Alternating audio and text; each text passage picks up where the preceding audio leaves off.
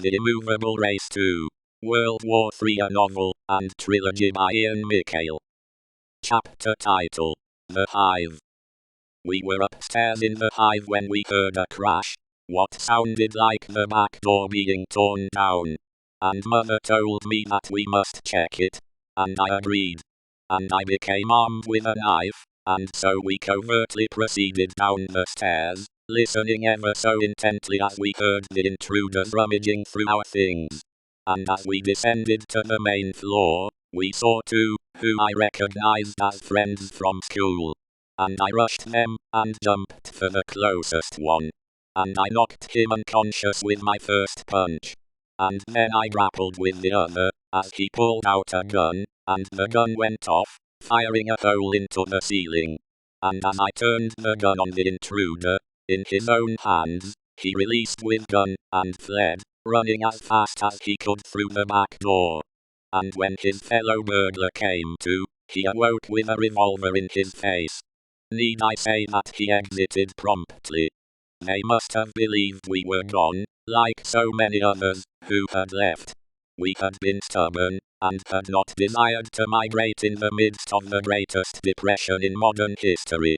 Some stayed, believing that things would turn for the better. The drought made it so that we couldn't even grow our own food. The dust storms were extreme.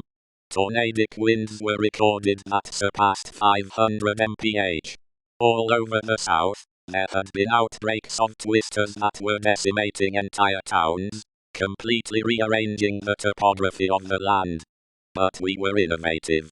We had utilized pyramids, and I built them for many others, and no one up until this time had stolen from us, because we shared with all. There used to be a cookie lady in our neighborhood, as we called her, and my mother would take me to her house. It was on the corner. It was welcoming. The shrubbery and the lawn were pristine. And you would walk into the house in this older black elderly woman, would invite you down a pathway linked with a plastic mat. And as soon as you would step foot into her home, the smell of fresh pastries would overwhelm your senses. For 10 or 15 cents, sometimes even a nickel, you could get snowballs, brownies, lemon bars, or any other combination of sweet delights. In the ghetto, among those starved, one day even she too, the entrepreneur and the savior of the ghetto, one day even she too was not exempt. They robbed her blind. But it was not as if her greatness was ignored. For those who robbed her never robbed again. It did not surprise us that eventually they would devour the hand that fed them, if it no longer had anything from which to feed. And so it is during times of sheer survival that mankind ceases to be man, and descends into consciousness of a lower, more animalistic organism, and it is that lowest of nature that grasps and clings to life. It is the higher consciousness that does not fear death, because it knows and understands that it is immortal. And so it does not become the most ferocious thing imaginable, in order to ensure its life. But we are to become the most spiritual beings imaginable, and that is how we fight it. Once you take up arms, when death is at your door, will you allow yourself and your babies to be slaughtered? One day, in the midst of the depression, we were outside. And we saw parachutes falling out the sky. Chapter title: D-Day. "Nahir," said Sophia, the queen. "Tell us what you remember." So I don't know where we were. It's not a neighborhood I recognize. We were all outside. It was Mom, well, my other mom, Aunt Irene, Tara, and I. And we were outside, and it was light still outside. It was dusk. And we saw the craziest thing. And I said, "Ma, look." And we all looked up in the sky. And there were parachutes dropping down, paratroopers deep in the heart of America, and they weren't US soldiers. And I yelled, "Ma, Aunt Irene, let's get in the house." My cousin Ben was with us, attempting to reform from a life of selling drugs and toting guns. so I knew he was toting one then. "Come on," I told him, "and make sure you hand me a gun." That's how serious it was. It felt unnatural, but seeing those troops falling out of the sky changed everything. Finally we get to the house, and before we go in I tell everyone, we gotta go upstairs in the attic, and we gotta hide. So we go in the house, and shut and lock the doors, and then we go all the way upstairs in the attic. And when I got there I counted everyone, and didn't see Aunt Irene. "Where's Aunt Irene?" I blurted out. "She went outside for something," said Tara. I ran back downstairs, and unlocked the door as Aunt Irene burst in. Soon we were all upstairs in the attic. We all peered out. And then it soon went from dusk to dark, and I must have dozed off. I woke up, and noticed it was night, and freaked out when I saw all the lights on. "Why are the lights on?" I yelled. And as I turned the lights out, my mother accidentally turns the light on, and there was a knock at the door. We closed the attic underneath us, and covered up any light that might shine through. And as I walked across the attic it creaked. "No one move. Everyone be still," I whispered. Standing close to the window I could see out, and two things happened. There was a group of kids in a drop-top Chevy, who were roaring down the street with bandanas on, shooting into the air. Afterwards, "Irene," my drunk uncle called from outside the front door. Turning around to Aunt Irene I whispered, "If we let him in he'll likely be drunk, and can get us killed." "If you leave him out there yelling he'll get us killed anyway," yelled my mother. "Ed," my aunt yelled out the window as I covered up her mouth. I ran downstairs, and before I knew it I was climbing back out of the opening in the attic floor with Uncle Ed reeking of cheap whiskey, and slurring his words. "Hush," I said, and all became quiet. Machine gun fire startled us from the next block over. Troops ran along the side of our house, chasing civilians, and savagely shooting them down in the street. The troops wore Russian and Chinese uniforms. They took no prisoners. We could see soldiers kicking in doors across the street. Uncle Ed couldn't stop fidgeting. "I'm not sitting here to die," he said, and ripped back the sheet over the door, and climbed down from the attic, and disappeared. Then suddenly we heard what sounded like the front door being kicked in.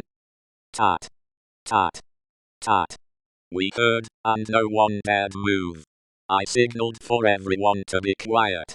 In the room below, two Russian soldiers pushed open the door, and took turns scanning the room quickly with their guns drawn. It was our luck that they never looked up. I could see them leaving, and closing the door through a vent. Everyone breathed a sigh of relief as we heard them leave. I watched them move on to the next house, where gunshots rang out. Chapter title: Escape from the North. We ran as fast as our legs could carry us.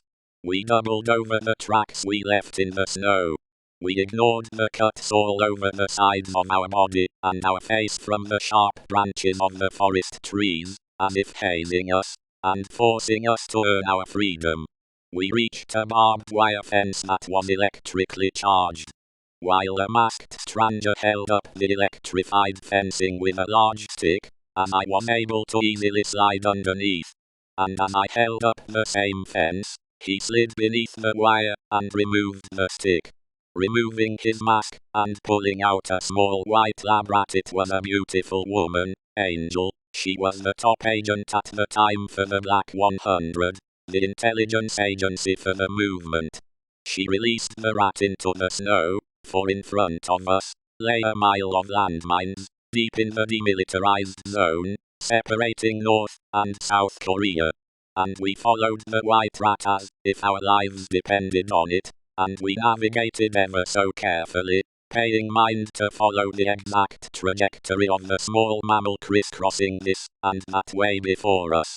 Before we knew it, we were on the other side breathing heavily, and Angel grabbed up the rat, fed it a small piece of cheese, and gave it a kiss, before placing the rodent back inside her pocket.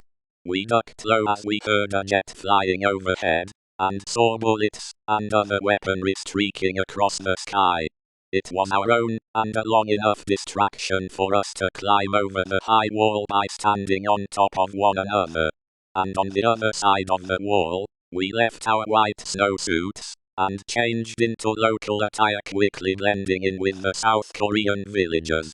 After walking 5 clicks or so, the 100 were waiting, quickly directing us into the rear of a black SUV. And as the snow began to fall, we quickly sped away off into the night. And we dined, and were well fed. North Korea's leader, Kim Jong-un, was gracious in his welcome, and it was there that I spent much of my time after exchanging custody from the Russians, into the hands of the North Koreans. The brutality of each was comparable, but with the North Koreans, there was less of a soul. The things that they would do to the prisoners were designed to keep them on the edge of life, while getting as close to death as possible without taking their life, and sending them into the void. I was locked away, and eventually they came to retrieve me. And when they did, they sat me in a room by myself. There was mirrored glass in front of me. I was questioned again, and if I would not answer their questions to their satisfaction, then immediately a large man guard would come into the room, and tried to knock the life out of me. And I held on to my secrecy, and I held on to my life, knowing that it was a matter of time before the immovable race would come. I knew that they would not leave me there. For what I possessed in my mind was far too valuable. And this, the Russians and the North Koreans both knew. And I believe that it was my dissidence, it was my quietude that kept me alive, for if they had retrieved what it was that they sought, then surely they would have done away with me. And so, they would force me to work in labor camps, where they heartlessly would dispose of the dead, those they either shot, beat to death, or were too weak to slave any longer. While there, I met a man who had a black C behind his ear. When I noticed, he gave me a look of silence, and I said nothing. About a week after that day, while cleaning out the latrine, I was able to briefly take a break to relieve myself near the forest. And while doing so, from behind a tree I heard a whisper. Turning around to see if anyone was looking, there was no one. And I walked a little bit further to the edge of the forest, and there I saw the man I had seen before. And he explained to me that he had been in the camp for 2 months, and that he was waiting for the right time to contact me. And that the time to escape would be 3 days from that moment. And he informed me of his plan, and that all things would go according to that plan. And things between now and then were to go as normal. So I returned as quickly as I could, and I was spit on, beaten, and kicked like a dog for taking too long to relieve myself. And spending the next 3 days in the hole, I wondered how I would be freed. And then while in the hole, underneath me, the floor gave way, and in the hole there was a hole. And I felt a hand grab me, and I held my mouth to keep from screaming out. PSSST. Peter. It's me. Whispered a voice. Hurry up. The time is now. And so I followed him, and as soon as we dived down into a small area underneath the prison, I was given a white jumpsuit, that I presumed would help in our escape in the snow. And we crawled underground, in a space that was only wide enough, and high enough for me to squirm, and inch forward. I felt as if I might die from suffocation, and we inched forward slowly, making progress. We crawled for 5 football fields away from the prison. I was surprised that no one had grabbed me from behind, and dragged both of us back to prison. There was no time to talk, or to ask questions, but only enough time to decide I would follow. After crawling for what seemed like an eternity, I was relieved to finally feel the cold air, to breathe it. To be outside of the walls of evil, and he helped me up, and in our white camouflage, we made our way. Chapter title: A Stronghold in the Appalachians. We navigated through a winding system of tunnels and caverns. The systems of transportation throughout the Appalachian Mountains was expansive, as the local limestone comprised of prime building materials for the underground cities. The Plebeians became a breakaway race, having nothing to do with the Third World War. They retreated to the underground, underneath the earth, and they also retreated to the safety and isolation of the deep ocean. And the Plebeians, unhampered by the world governments, and unhampered by small thinking people, unhampered by pre-existing paradigms, they advanced more rapidly than any group in Earth's history. And they soon reached a technological state that was far advanced, eclipsing current technology on the surface by 100,000 years. And with their technology, they guarded these mysteries, and carefully hid it from the masses, that they might not utilize it for egotistical purposes. They sat out on society, and they, unlike plebeians of old, never returned. And they began to conquer nature, and they began to experiment with space. They built secret observatories that were on Earth, but also some that were in space. And they studied the stars, and they mastered the movements of the heavens. And they not only began to master outer space, but they began to master inner space. And inside them they studied each strand of DNA. They studied the biology, physiology, and all aspects of human existence. And they studied the human soul. They studied each molecule, each quark, down to the minutest of nanostructures. And they began to understand how to build from nothing, truly nothing. How to bring cells and atoms together. How to even make them disappear. And they used such skills to build more grand things than they had ever built on Earth. And they discovered such things as what you call time travel. Yes, they were able to bend time and space manually, and to disturb those areas of existence that were natural. And they became distant from all life on the surface. They became legend among the human race, folklore, and involved in the same conversation as leprechauns and Bigfoot. People would claim to see people in the mountains, coming from underground. Maybe those in your society labeled to be craziest and the most mentally insane, maybe in another reality they are the most sane. And we began to descend, rationally, down a wide and long corridor. Deeper below the surface of the earth. And we landed on a platform, with a long bridge that extended from the circular platform, and into the mountain, and into a cavern carved into the surrounding rock in front of us. The sides of the platform were surrounded by a dark and unnerving abyss. We reached the Plebeian stronghold on the North American continent. They showered me with love and gifts beyond what I could ever repay, and they could not wait to show me more. Chapter title: Iraq. The Middle East, full apart. Where are you from? I asked one of the elders. I'm from Iraq, said Travon, a slick talker from the early days of the movement. Oh, I've never been to the Middle East. No, Iraq in the middle of America, he laughed. Chicago is home to almost 3 million people. It was a war zone. Many of my people died. Sorry, I coughed. I never knew how bad it really was. But one thing is that, our disadvantage sure became our advantage. 'Cause when the Russians, when they came, and the Chinese, when they came to Chicago, they sure were in for a hell of a surprise. He laughed hard, slapping his knee. What do you mean? What happened? I inquired. Well, for one, they were not prepared for the thugs, and the hooligans, and the gangsters, because they, as far as those that were in the hood, they were strapped. And there was no way they were going to conquer the ghetto. The BGs? BGs? I asked. Baby gangsters, slick talk before your time. But the BG were too wild. Them Russians, and them Chinese, man, they got up out of there so fast. He laughed heartily. They didn't know what was coming. And then the president glorified the thugs. When not that long before, they had been beasts, something to be spat upon, and thrown into a cell.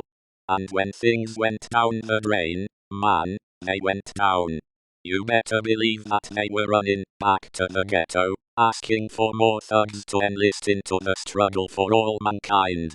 I mean, we knew that something was going to happen, but even though they were talking at that stuff about prophecy, man, we weren't ready. We never would have thought in a million years that the last world war would be in our time. I guess everyone wants to live in a fantasy land. They don't want to deal with reality. I know that feeling. It is because reality sucks. There has to be more, it can't just be this. So we just go through life, and just deal with it. I asked, confused. This unfairness? Your father, he felt the same way. He did. He wanted for things to be better. And he gave everything for what he believed. And that belief, that one high, pure, and loving thought, created a force that was so strong that it could be felt around the universe.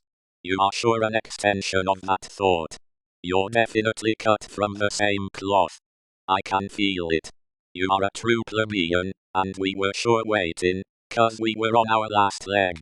At least the movement. And so, I don't think you understand how important you are. And even more so, how important you think and believe you are. Because we sure do need all the help we can get. And with you home, anything can happen to turn the tide of the war. Don't be stressed about it. Things always work out for those who toughen up and hold out. I could tell, when I first saw you, when you entered the court, I could tell that you were different, that there was something stubborn in a good way about you. You proved me correct. You proved us all correct. Be yourself, don't be nobody else. For those who expect your father, they can cherish his memory, but you are you. Yourself and nobody else. Don't let them try to define you, 'cause they can't. You're you, and there's no other you. Embrace that. Honor that. It's nothing wrong with being different. But you need to know who you are. Otherwise you go into situations, and you're all off balance. You wanna be focused. Let's go and see the others. Chapter title: The Colony.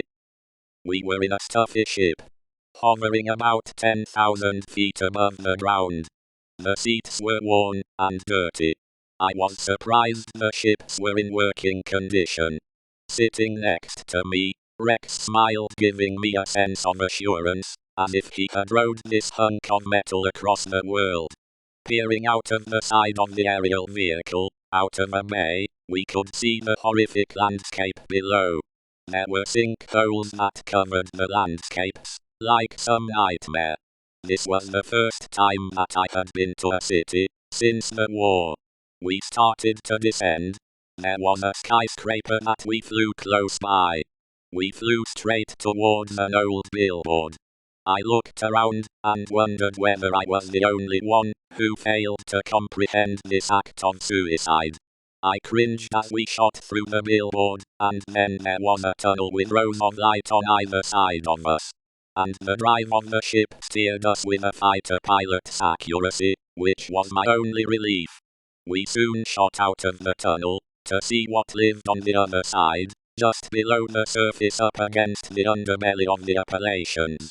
Humans lived in the caves, carrying on with life, or death, the best way they knew how.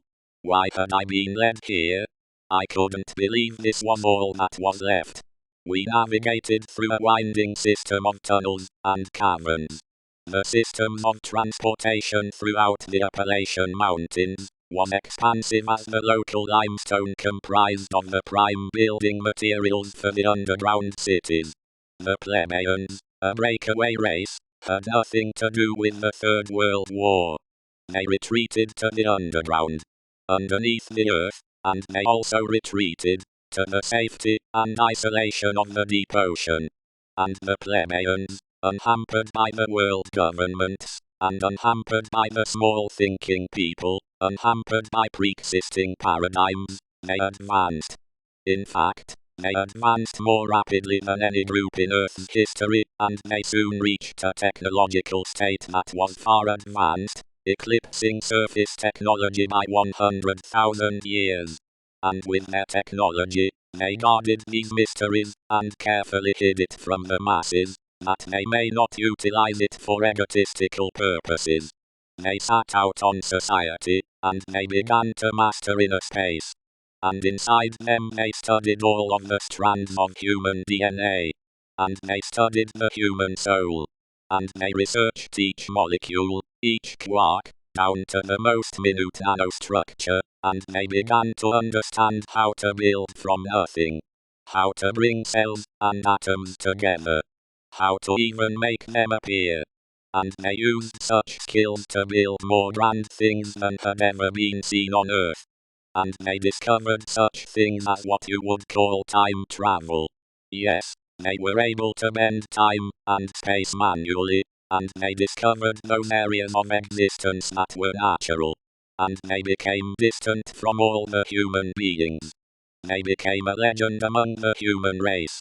They became folklore, involved in the same conversations as leprechauns and Bigfoot. People would claim to see people in the mountains, coming from underneath the ground.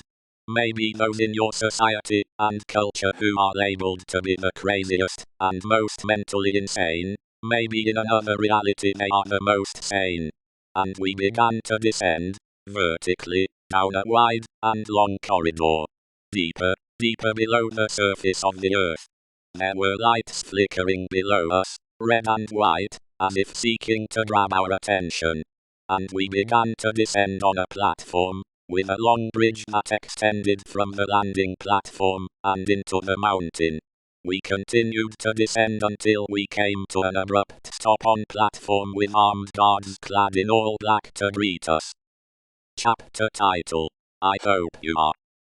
I hope you are who you say you are, said Rex, my designated escort, the type to nullify a threat and ask questions later. What do you mean? I asked.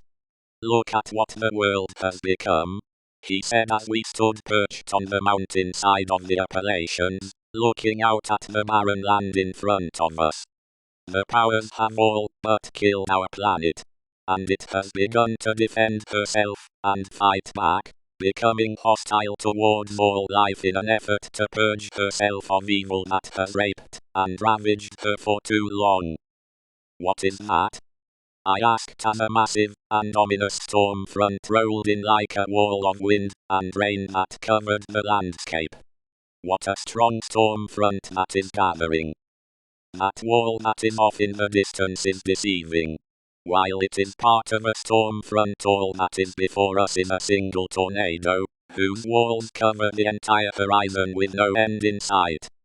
What kind of God would create such a horror? Should we not hurry inside? That horror is no creation of God, but of the karma of men.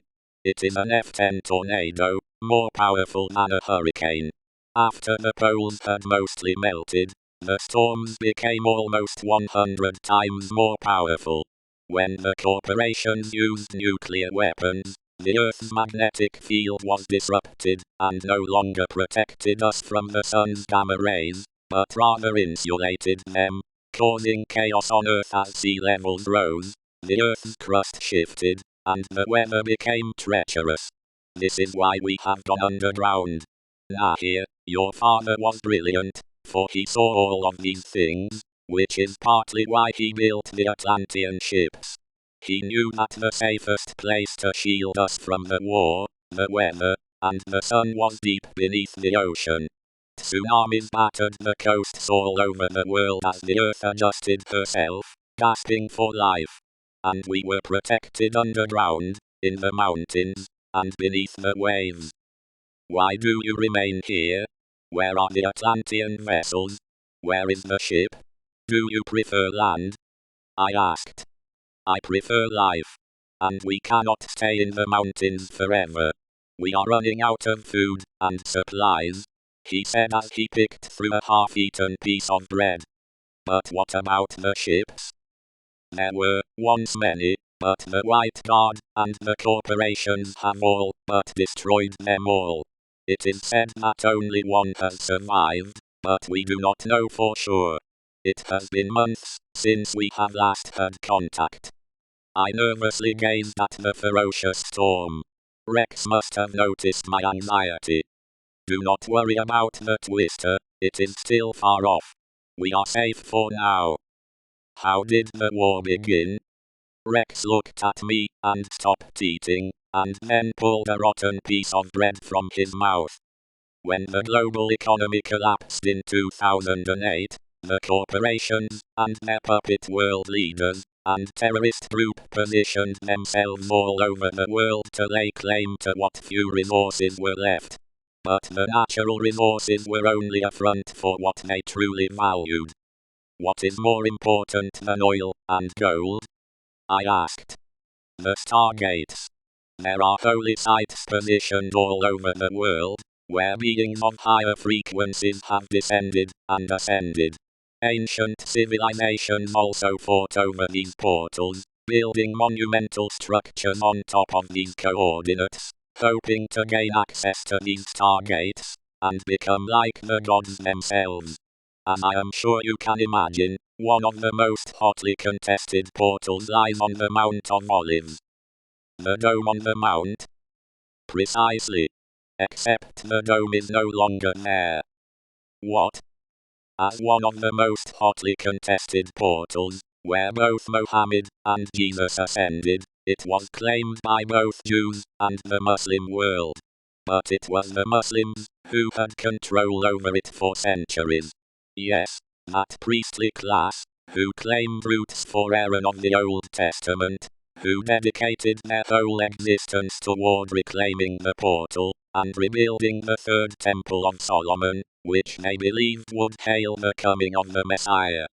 The Jews stormed the dome of the mount toward the end of Ramadan, when all the Muslims had been fasting for almost an entire month, and were at their weakest point physically.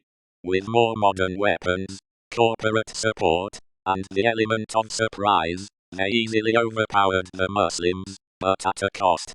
Such a chess move unified the entire Muslim world, those that were radical and conservative alike. And there were many Christians all over the world that were tortured, beheaded, stoned, and crucified in retaliation. Wow! So much has happened since I have been gone. Maybe it is best. With our work so inhospitable, and with the constant threat of war at every turn, what will we do? It was your father's intent to leave this planet. He felt that the physical dynamics of this world, and this plane, only allowed for spiritual growth, and the advancement of a civilization to a certain extent. That is why he built the Atlantean crafts. They were for multiple uses, not only to serve as a vessel to ensure survival of the race, but they also were ships capable of multidimensional space travel. But it is possible that the rest of the race has already gone. But in my heart, I believe they are waiting. Waiting for what? I asked. Waiting for you. We all thought you were dead. It is a miracle that you are still alive. How is it that you survived in the prison camp? I do not know. They only conducted tests. Hundreds of tests, but for some reason, they did not torture me like the rest. Ha ha. Rex laughed loudly. What is so funny? They knew who you were.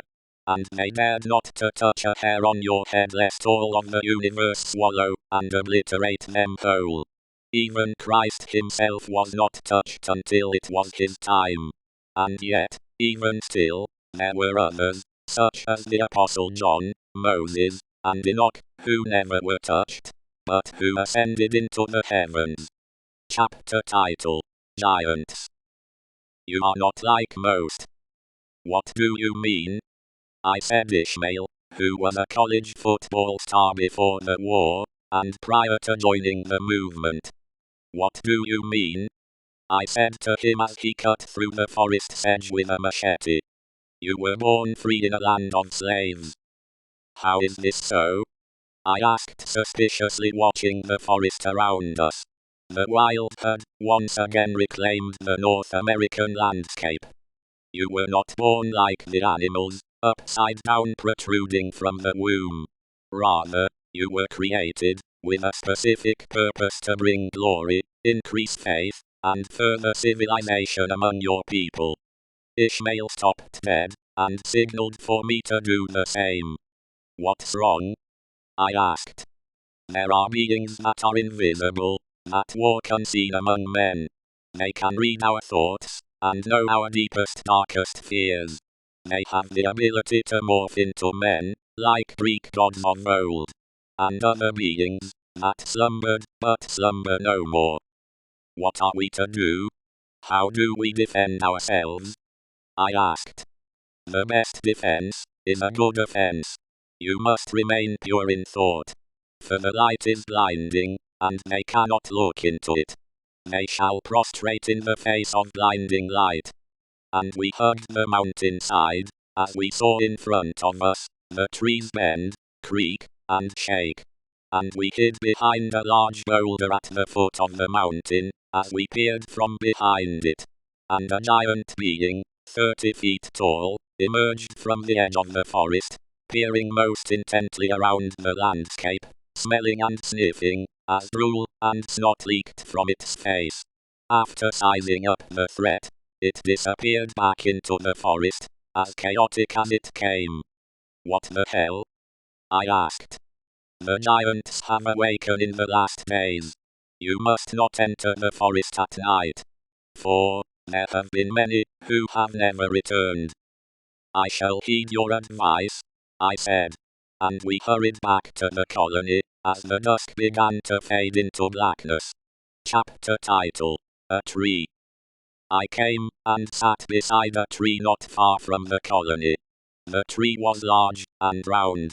Anna came and sat beside me. He was tall with glasses, and the oldest of the plebeian elders. What are you doing here? He asked me. I've come to learn the mysteries. What do you know? I am not content. Will you feed me more? I said. But if I feed you, will you bite your master? And I paused, because of his boldness. No, I won't betray you, I said. Do you see this tree?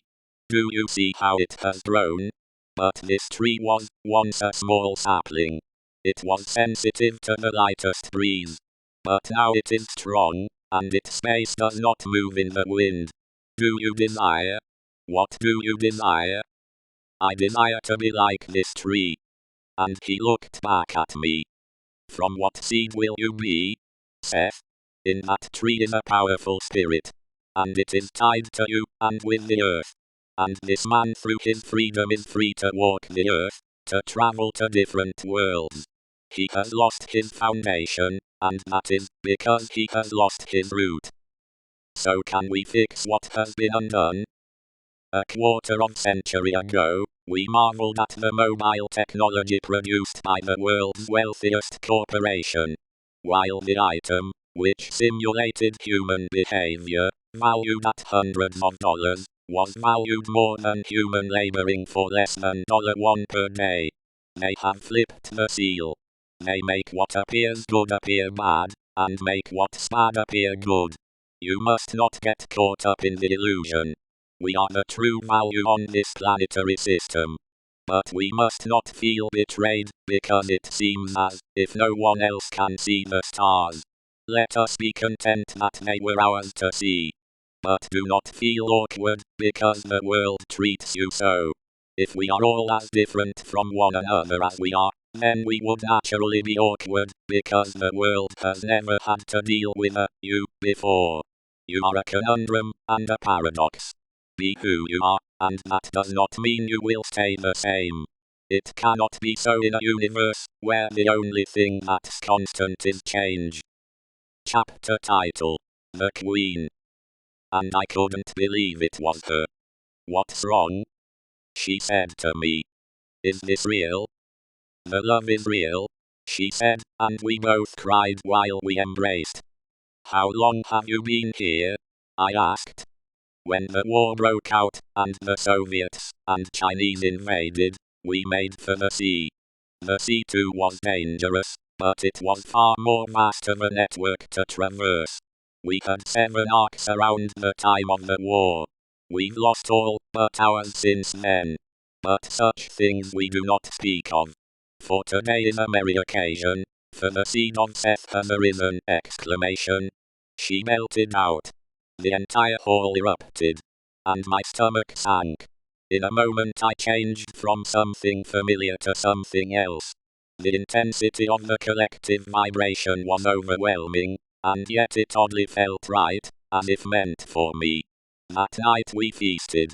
I noticed among the many types of fish, seaweed, and urchins, that large ripe fruit and immense fresh vegetables were boundless. Where do you get such plants? I asked. We use pyramids. She smiled, dabbing her mouth with a napkin. They increase our yield by 400-fold. I will show you how we use pyramids for a great many other things. New heaven, master, how is heaven? What awaits us? I asked the pyramid priest. It was an all-white space. They pulled down a shade of darkness, and I was stalked and terrorized by demons and indescribable beasts. I was full of anxiety, and fear, and suffering. You want it to be badly over with. You feel anxiety, and fear, and suffering. You want it badly to be over with. If you take yourself out, you will become the veil, and the demons and beasts who seek those behind the veil. Can you be saved from the veil once you become the veil? Yes, but sometimes it takes days to bring you back from the veil, and behind the veil countless lifetimes could pass by. What happens to those that die behind the veil and do not take their own life? For those whose lives are innocent, and whose lives are violently sought after in the name of righteousness and love, in that moment, the light returns, and the dark veil is lifted. And those who saw you off on your mission in the beginning, are there waiting, like you had not gone anywhere, and like nothing at all had happened. In your mind you may have lived for decades, but to those who see you off, only a brief moment in time has passed. Your death is only been an illusion. And that was how we were taught that the will was an illusion. In the all-white space there were countless veils, and souls submerged in those veils. And every once in a while, a blue streak of light would shoot up from the blackness, and everyone would stop, and all praises would go up. And a warm feeling could be felt moving through all things. It was an anomaly that occurred each time a person achieved light body, and escaped the veil by the willpower to do so alone. They would never again have to play the game. It was a thing we all sought to achieve. But there were few who attained such heights. Chapter title: The Wild. And he was released into the wild. He lived in the jungle, and he survived any way he could until he grew wise for his youth, and learned the ways of the wind, and the trees, and the ant, and the bat, and the tiger, and its prey, until one day he came to a clearing, with a peculiar trail he has never seen before. The trail was hard and coarse, spanning the landscape. The boy was about to cross the eerie path on all fours when he dodged some large object, while desperately holding onto a fish in his mouth. And he returned to the foliage, while approached by strange beings. And they convinced him that day, to put down that fish, and to stand on 2 legs, and come out of the forest.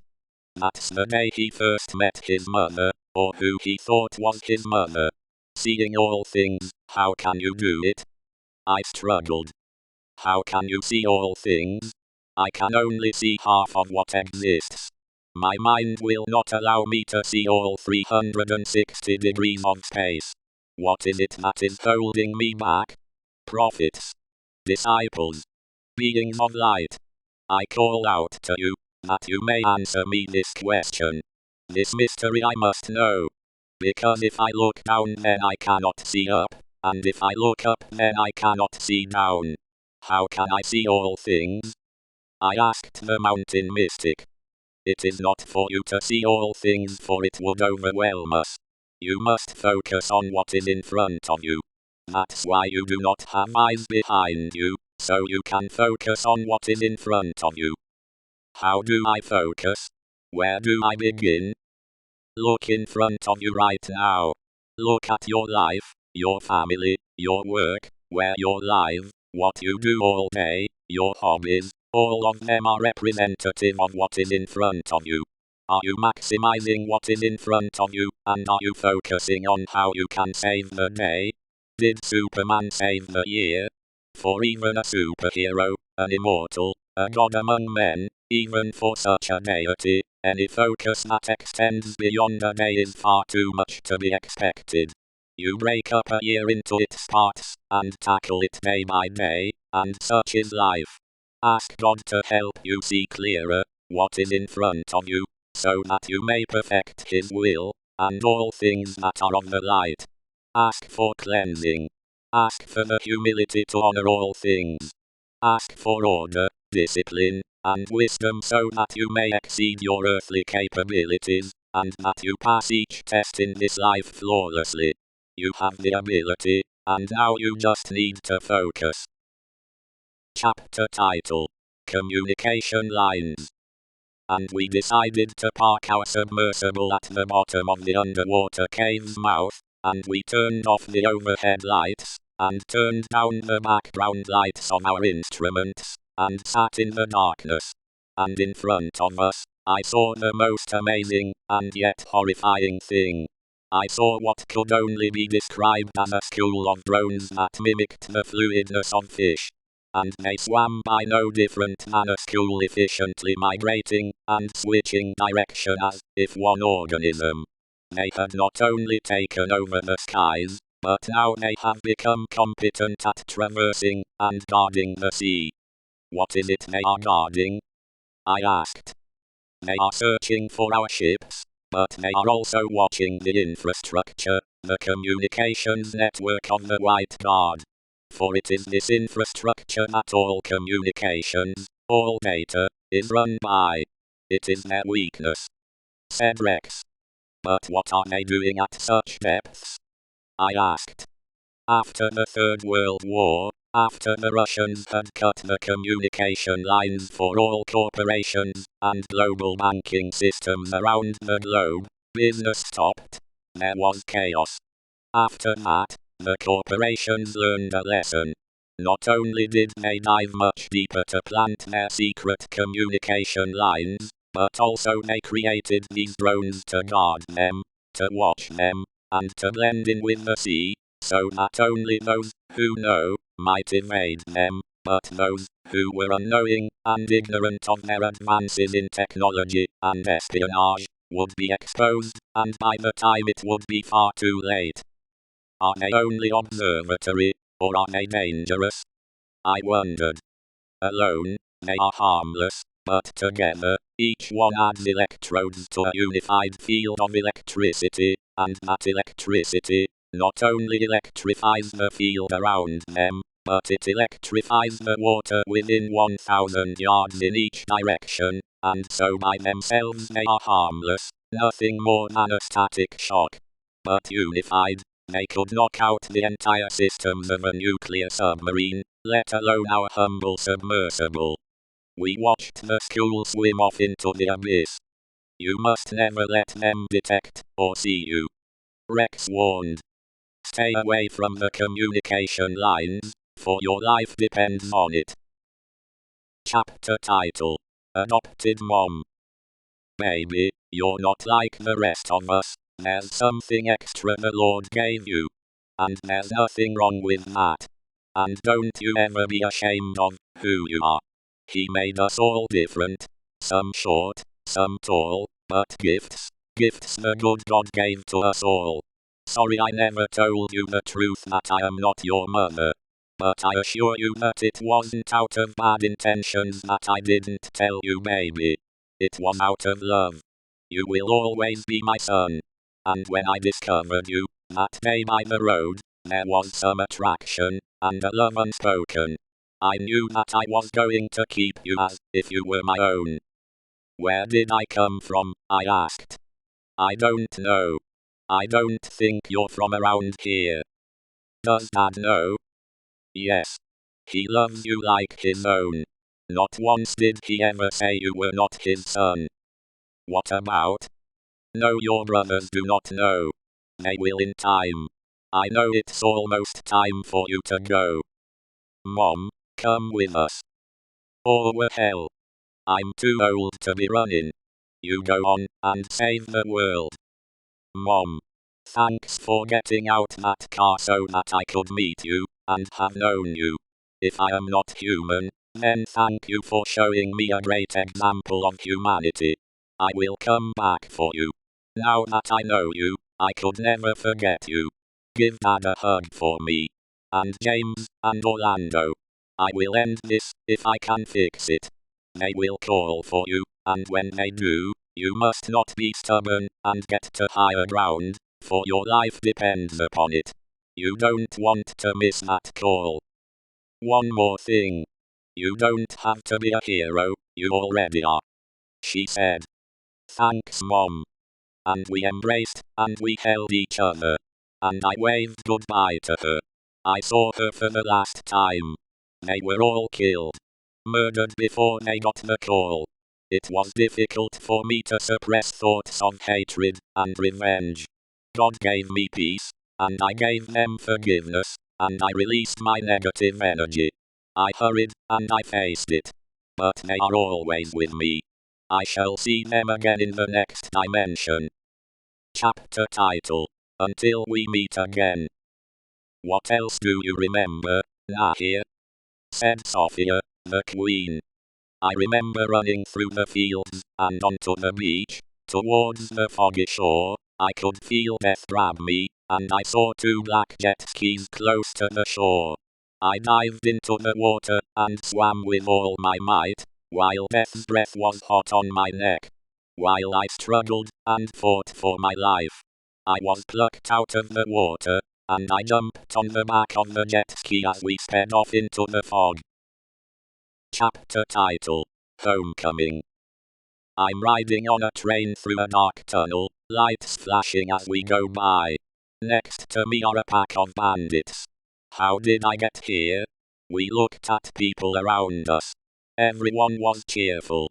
And then there was a large blast that ripped apart the train. Many instantly died. To this day I don't know why I survived. All of my friends, gone. And who was responsible for this? They said it was the Plebeians. Others say it was the White Guard. I can't stand them both. It was the only way I could reconcile. There are things in this world that are empty, and I am one of them, and so I must feed until the gaping hole is full. And we shall not envy one another, but we shall all be full of love. I hear it is your time to be full. Be full. Be full of light, said one of the Black 100. And when we walked into the chamber, she was standing there alone in a flowing purple dress. She was wearing a crown. She had around her 8th chakra, the utmost part of her aura, a golden hue. Her light was bright, blinding from afar. She is the queen of the Plebeians. The same bloodline as I. I didn't know what I would say, but I noted that it would come to me. But when no words came, the hug was enough to satisfy me. You're home, Nahir. We have been patiently awaiting your return. It is you then, that the gods talked about. It is your time. There is no other. All is at stake. Connect with your brothers, the other kings. Use your imagination. Let it run wild. It must be a positive vibe, if you are to go with it. There will always be areas for improvement, but have something to stand on. I believe in you. and our impression on the physical realm, and spiritual, the seen, and the unseen, is eternal. We are making an impression as we speak. It never goes away. It just changes form. Love who you are. Chapter title: Questions. My newfound life was perplexing. I wanted to know everything.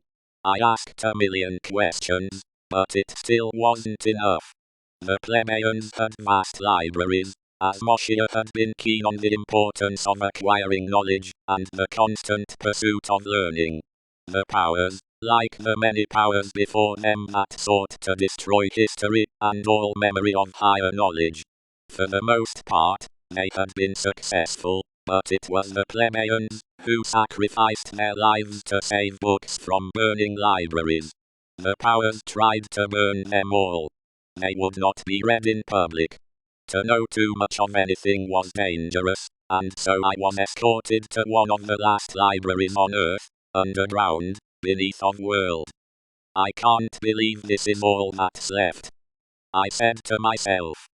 It is not all, but it is most things, said a voice. It was the Queen.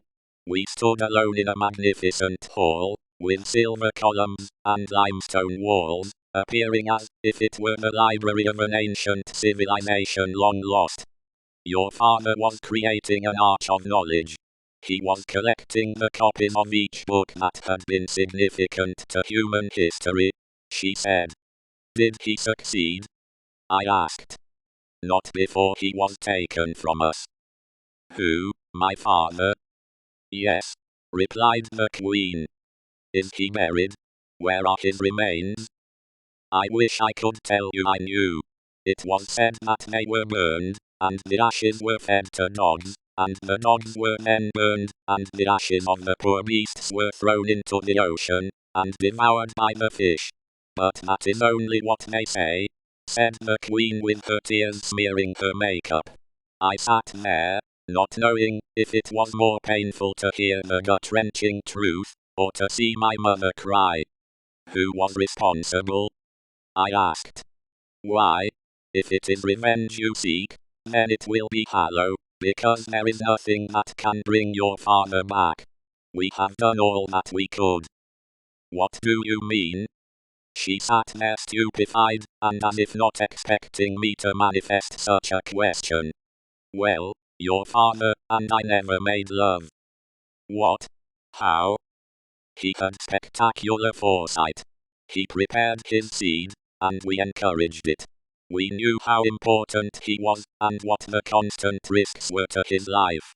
And so he set aside a piece of himself, in the case that he would no longer be with us, that the work would still carry on. It is you, Nahir, who are the bloodline of Seth. It is you, who are the seed of Noah, Enoch, and Adam. It is in your DNA that the genetics of the perfect race lies, unbroken, and ready to unleash its full potential, returning to a state as things were before the fall of Adam. So you were a virgin when you gave birth to me? I asked. The doors flung open, and there the Black 100 stormed in 10 deep. Nahir, Queen, Peter has called for you. It is of the utmost importance that you come immediately, said the highest ranking of the 100. Chapter title: The Queen's Chamber. Walking into the Queen's chamber we burst in during a private meeting with a prominent group of Plebeian astrologists. They each bowed low and left the room. I held up a picture of my newly discovered sibling. Why didn't you tell me I had a sister? It was of no consequence, she responded, in what appeared to be a 3D printed dress, matching the ocean playing the background in a room with all glass walls. What does that even mean? I asked, annoyed. That's your choice. To run my life. I am in control. Are you? The enemy is upon us, knocking at the gates. If we do not leave soon, we will be sitting ducks. Countless lives will be lost. Do not fear him. Fear who? The one who openly defies you. The corporations have taken control of all between here and space. They have orchestrated the war on wars to reposition themselves, and to control the world's most valuable assets, her stargates. What do you know about them? I know that, if we are to escape, that all of us cannot choose the same route. There must be those of us who take alternate paths to freedom and ascension. Like the portals in the sun, traversed by the gods, there also exist portals in the earth, that also tie into the web of all eternity. So what are you saying? I am not saying anything. I am telling you that I am going an alternate route and I plan to take 2 ships with me. There is not enough room on the Antarctic ship for everyone. There has to be someone who takes another path. I know it will work. I trust Peter. I trust you. I am one with God. If this is what the all is telling you, then I must honor it. It is. Then let us say no more of it. It will be the plan. Yet, no one must know anything of it. They must believe that you will try and anchor to the Antarctic ship and follow through the Stargate. Brilliant. It will split the corporate federation's fleet, allowing you with enough time to get through the portal, and giving the others a head start through the Stargate. What you are saying is suicide. It is far from suicide. It is far from destructive, but is rather constructive. And rather than selfishly saving my life, it is to unselfishly cherish the lives of countless others. I shall turn the tide for the darkness to create, and I am determined to see it through until the end. There is training that you will need to accomplish such a feat. I know, but the hermit priest is dead. Do you know anyone else? Yes, there are others from his sect of priests. There are other older, wiser beings than even Hermes. The legends are true, and still there are greater than he. There will always be another greater than the greatest before. Often it is one who has come to outdo his former self, to reclaim his greatness, and to protect the living legacy, a beam of light, a protector of peace, a defender of righteousness. It is you, O Great One, who likewise was chosen among all possibilities. You must go near the lair of the dragon in order to reclaim the pearl. Then you must go down to Egypt, the land of the dead, and you must climb the heavens, and meet us in the stars. I stood there, full of responsibility and love for my people. I was thoughtful yet ambitious for a future among the stars. I believed that we must think bigger. We must not be afraid to step out into the darkness. What darkness is to be feared, if you are the light? What can you not do, if sent by the All? What cannot be accomplished by the agent of the One, who has accomplished all? There is but one cycle, such as this. You cannot miss it. You will not miss it. This one is for you. Will you greet your destiny? I shall accomplish the improbable for our race. I shall become filled with love. I will not fail you. You will make it. I can give you the time you seek. But are you sure you know the way? Which star shall we seek? She pulled up a map of the galaxy. What about HD 23514? It is a main sequence star, F6 class, located in the Pleiades, inside the constellation Taurus. There is an Earth-like planet that we have been studying for the last 2 years. It is still a young planet, devoid of civilization. Our scientists have discovered no sign of intelligent life. What is life? How right you are, my son. She laughed. But to tell you that truth, it feels right more than you could even know. It is like something guiding me. I don't know exactly what fate we shall meet, however, I am confident and immovable. I believe in the will and determination of our race, and I believe in you, my son. I know you will do so well. You have the heart of your father. He would be proud of you. I know he is somewhere watching. I said. I think so too, she said, wiping a tear. So the Pleiades it is.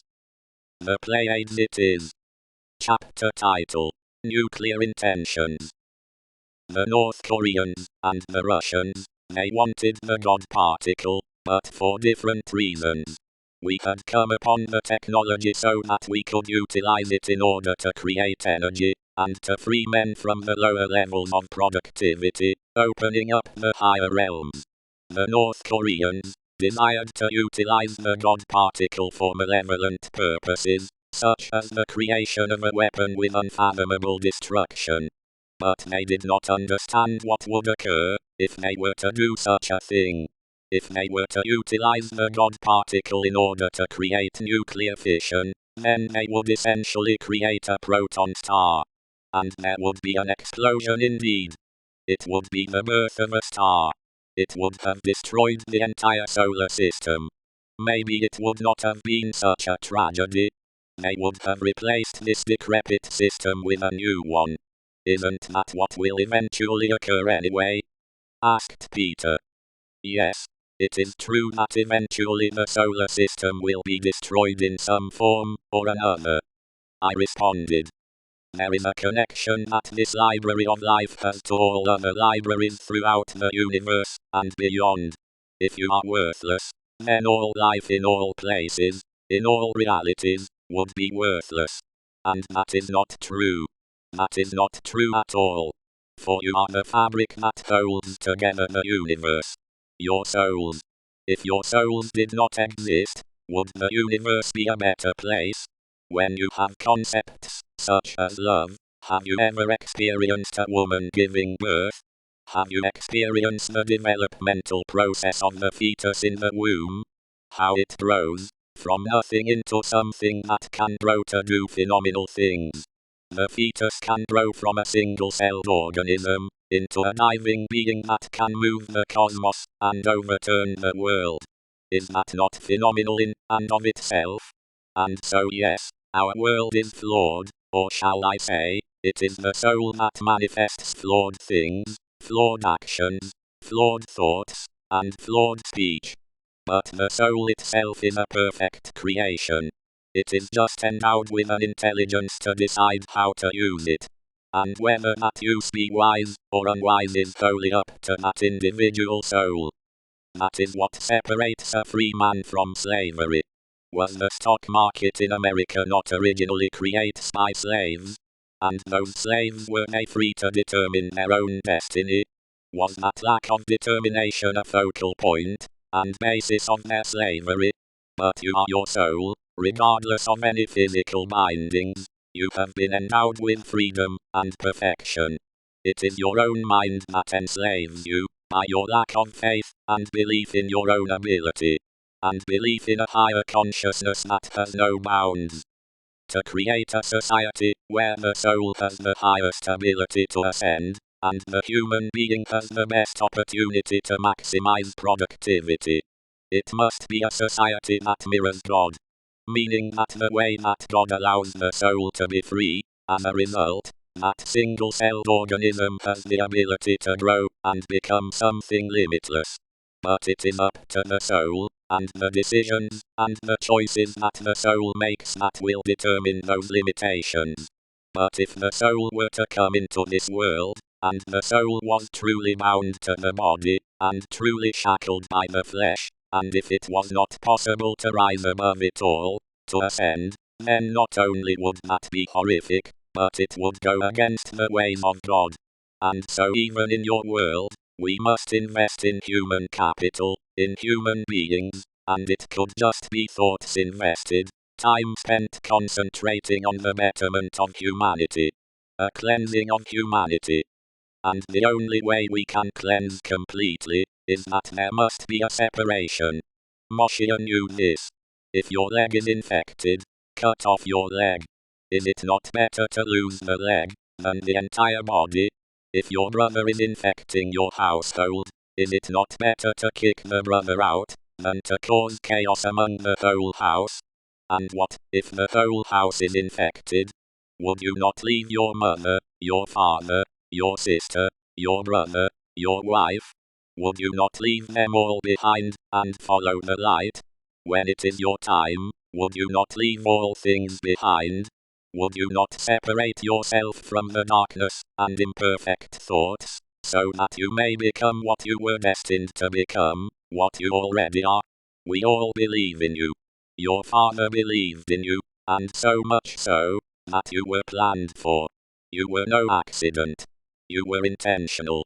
And all of your father's love for himself, for life, for mankind, for the immovable race, all of that was put into his legacy, which is you. What makes me so special? I asked. And Peter looked at Sophia. Sophia looked back at me. What are you not telling me?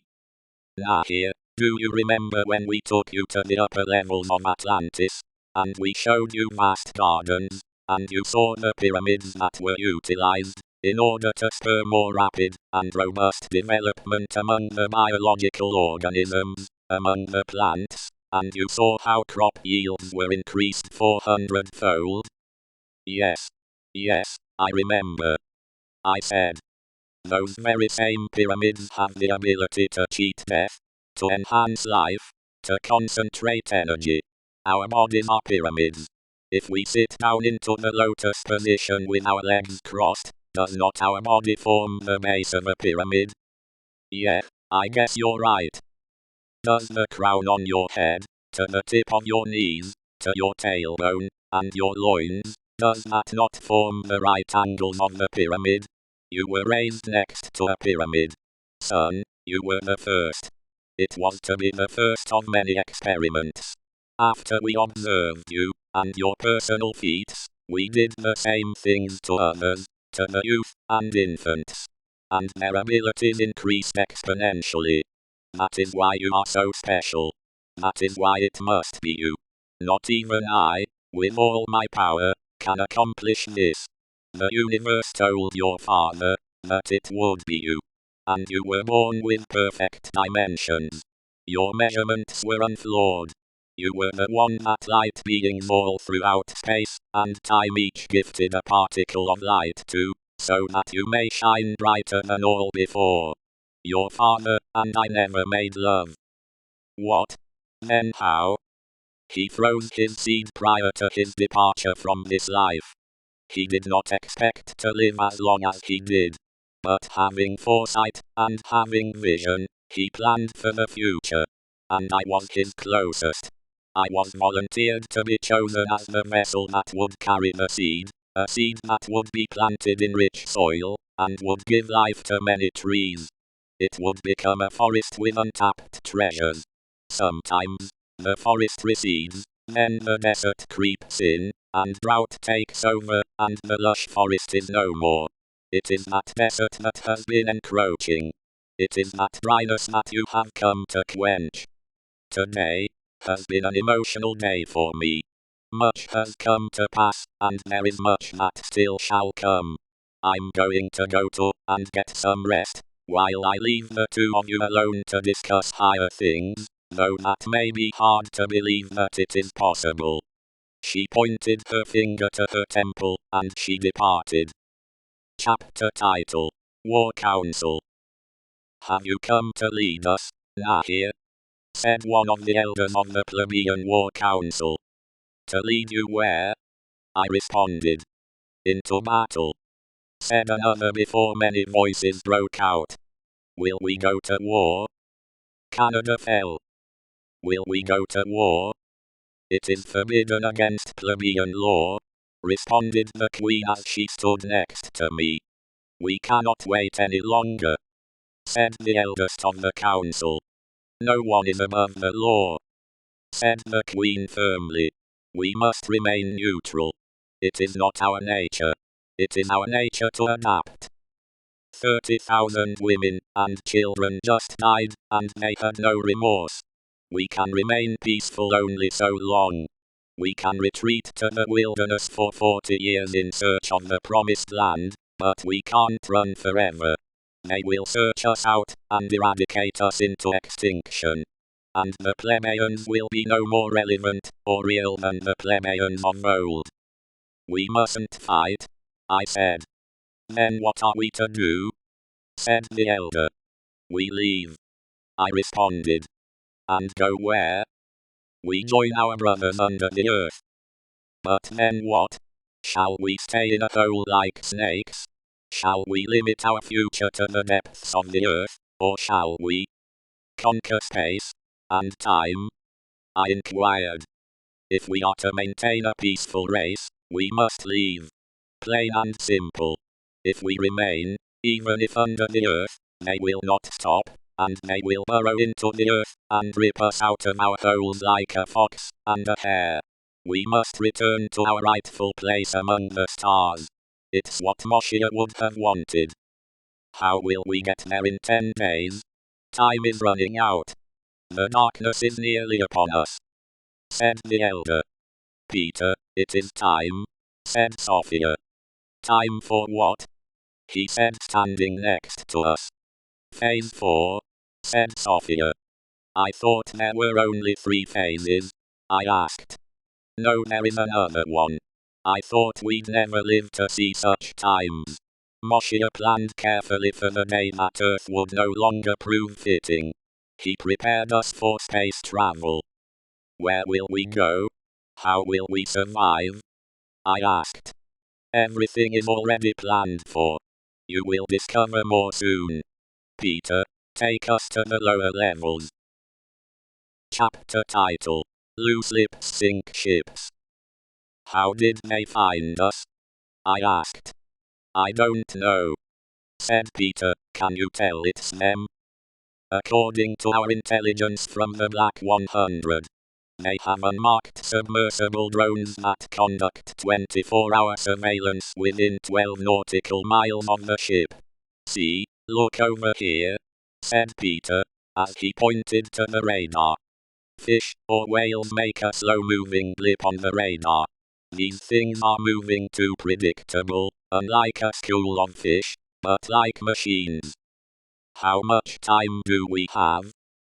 10, maybe 15 minutes max. I struggled for a moment with indecisiveness.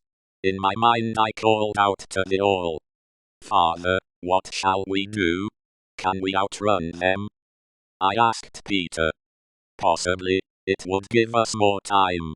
But with the ship anchored and the engines powered off, it would take us at least 15 minutes to get the engines up to full thrust. Do it.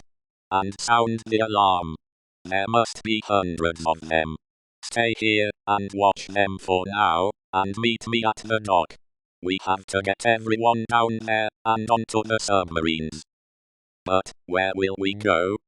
Asked Peter. To the South Pole. What? Just do it. There is 0 time to waste. Sound the alarm. I screamed and ran out of the control room, and no later than I turned the corner, the alarm sounded, and everyone stopped what they were doing, and hurriedly dressed in their emergency deep-sea aquatic suits and helmets, and took the emergency hatchets to the dock. Where is the Queen? I yelled to the guard, who was herding plebeians to the lower levels. She is in the throne room, Great One. He yelled back, pointing to the upper levels. What? Why? I asked. Not waiting for a reply, I ran to the closest elevator and took it to the upper levels of Atlantis. Finally, arriving to the uppermost level, 2 guards bowed lowly before granting me entry. A long gold and red section of carpet led from the entryway to the throne about 50 yards in front of me. The Queen lay weeping and sobbing uncontrollably on her throne. As I finally approached her, she awkwardly attempted to get her composure. In her hands was what appeared to be a picture of some sorts. Mother, what is it in your hands? Oh, nothing, she said quickly. I grabbed a picture out of her hands, and it was a picture of my father, Moshia. I miss him dearly. Soon we shall be one again on the next plane. What are you talking about? Why are you still here? I'm not going with you, said the Queen. What? I said. I will not run. I will accept the fate of God. Mother, we don't have time for such foolishness. We must get the people to Antarctica, and carry out the final phase of the plan as agreed upon. Yes, you must go. Our people need you. But you were supposed to take this ship through the terrestrial portal and meet us at the agreed upon star system. Who else shall go? Who shall reign in your place?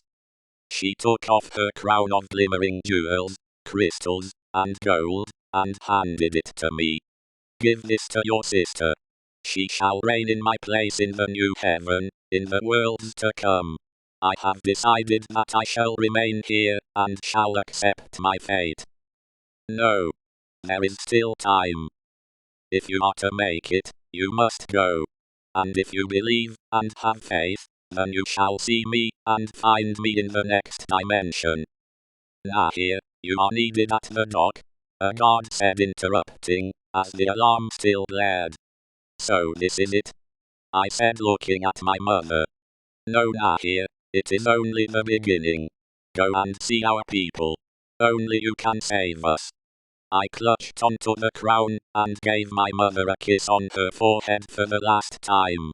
I hurriedly ran towards the door as a large boom shook the ship, forcing parts of the ceiling to fall. I turned, and looked at the Queen one last time in her gown, without her crown. She appeared as a normal woman, who had been brave enough to shoulder the world for a time. Nahir. The guard yelled as the ceiling began to cave in. We hurried, and boarded the elevator, closing the doors. We descended to the lower levels. The elevator lights flickered on and off, as the elevator shook. Grabbing a hold of the walls, we braced ourselves. When the elevator doors finally parted, we were wholly unprepared for what befell our eyes. Men, women, and children ran to and fro, as the dock quaked and boomed, as we took on torpedo fire from our enemies. Exiting the elevator with 2 of the Black 100, we each grabbed a deep-sea aquatic suit and helmet, and hurriedly put them on.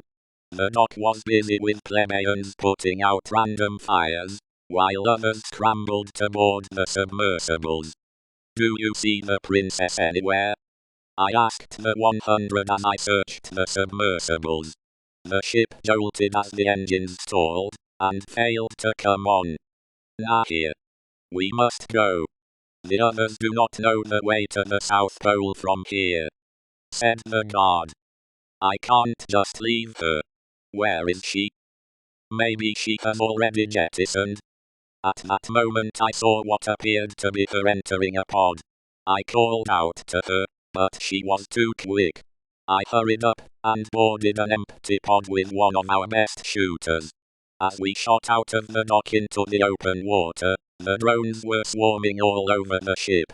Before we had escaped from the shadow of the ship, the anchors snapped, cut by the drones, and the ship began to lean and fall on top of us, crushing many pods as others maneuvered to avoid it. I saw the princess as her submersible was hit by a projectile, and spun out, falling into the deep. With the broken ship falling, and poised to crush us, we raced toward her pod, as my shooter kept drones from finishing her, but there were so many. We saw her jettison from her submersible, only moments before a torpedo finished it off. Nahir, we cannot leave the others, we cannot lose all for one. We are all one, and one is all. Keep the drones off of us, we're going to get her. We saw her body fall, and as the broken and battered ship fell over the cliff of a subterranean mountain range, we raced towards her, as I readied a pair of robotic arms to grab her. As the ship came barreling down upon us, we grabbed her, and steered off into an underwater cave, as we watched the ship break completely apart, horrified at the loss of life. The princess entered the cabin through the airlock, and we could hear her sobbing and pounding the cabin walls in pain and anger. She is with father now, I said. We will see her on the next plane. Great one, said the guard. We must catch up with the others. It appears as if the drones have gone. Like the Atlantis of old, said the princess, startling us. Swallowed by the sea. Yes, I said. Let us catch the others. Peter is expecting to see us. Chapter title: The Coast. And I crashed upon the shore, beached as the sun beat down on my brow. The salty sea rushed over me, nearly drowning me. I coughed and hacked profusely. I stood up and hunched over. I looked at to see nothing but the quiet of the rolling sea. And still, there was wreckage strewn all round me, as if the remnant of some great battle, cluttering the coastline for as far as the eye could see. I walked up and down the beach for hours, searching for survivors. I was unsuccessful, and the realization of my lack of success moved me deeply, as if I were the last of a race. Chapter title: Touching Base. Walking into the other rooms, on the abandoned, underground base, I sat in an old wooden chair, contemplating all that had taken place since the attack. The loss of my mother, the Queen, it seemed as if it had all been lost. I did not even feel the motivation to carry on. I felt myself fall into a depression. While all had not been lost, and even some things had been gained, I still felt as if there was darkness all around. And I heard knock on the door. "Come in," I replied, not looking up, and having the door shut. It was Peter. "I thought I'd come in and check on you," he said. "Yes, everything is fine. I remember your father would say the same things. He would hide the truth from us, and bear all of the pain upon himself. But there was no need. You are given disciples for a reason when you are chosen. Because the all is too great for one man to contain all alone. For the all could not contain himself, and all of his love. And so he spread all of his love throughout all existence. You feel, I'm sure, that your queen has been taken, but understand that life is like chess. Do you play?" "Yes, I play from time to time." "Yes, you play, but are you efficient?" he asked. "Yeah, I can hold my own." "Okay, then you know in the game of chess, when your queen is taken, it feels like a great blow, for your queen strengthens her king, and adds an unparalleled dynamic to the game. But when she is gone, and you have lost her to the other side, a king must still be a king. A king must find a way to win the game." "Yes, but how can the game be won with the king alone?" "Think of it this way, the queen is linked to your heart. She is what keeps you grounded and in touch with the vibrations that are love, and she helps you to appreciate all the others on the board. For when the queen and your heart is gone, it is as if nothing else in the game matters. When in fact, this is not true. For the king, who represents the higher self, it is the crown on the top of the king that allows him to tap into the upper realms, and tap into all of the answers, and all of the possibilities. When it seems like all hope is lost, there is always a way. For it is up to you to decide whether you will quit the game, or whether you will allow yourself to be taken. Will you blindly rush forward, mindlessly, not thinking about those others behind you that are depending on you? Do not be a fool. For it is the king who is the most important, because it is the king who has been given the highest crown, and has been chosen before the game as the one who will have such a divine connection to the universe, the grid, and the matrix of the multiverse. "I have never thought of chess that way," I said. "Few do, and so when you play chess, you are playing the game of life. And so, you are a king. Is there a prince in the board?" "There are no princes." "It is because either you are a king, or you are not." "Can a woman be king?" "Yes, if she is without a true king," he said. "There are many women throughout history, such as Joan of Arc, Bathsheba, and Cleopatra, and there are many more. And some come from the land of the giants." "The Amazonian kind?"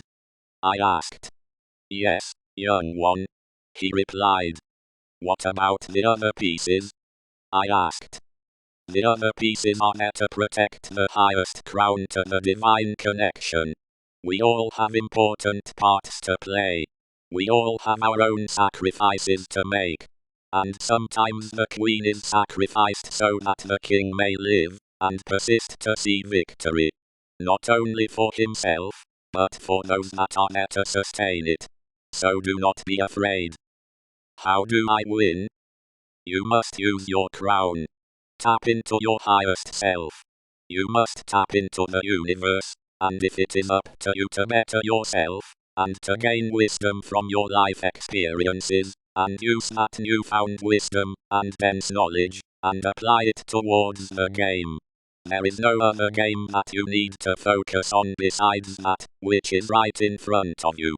Do not be afraid, for fear and anxiety are the stepchild of death. When you make mistakes, you become fearful, but you must be confident, and have faith that the universe will provide, and show you the way. But how can you find the way, if you are not looking, because you believe that all is lost? If you desire protection, then pray to the Creator that you might be spared, yet not have your spark put out. Now the real question is, what will you do?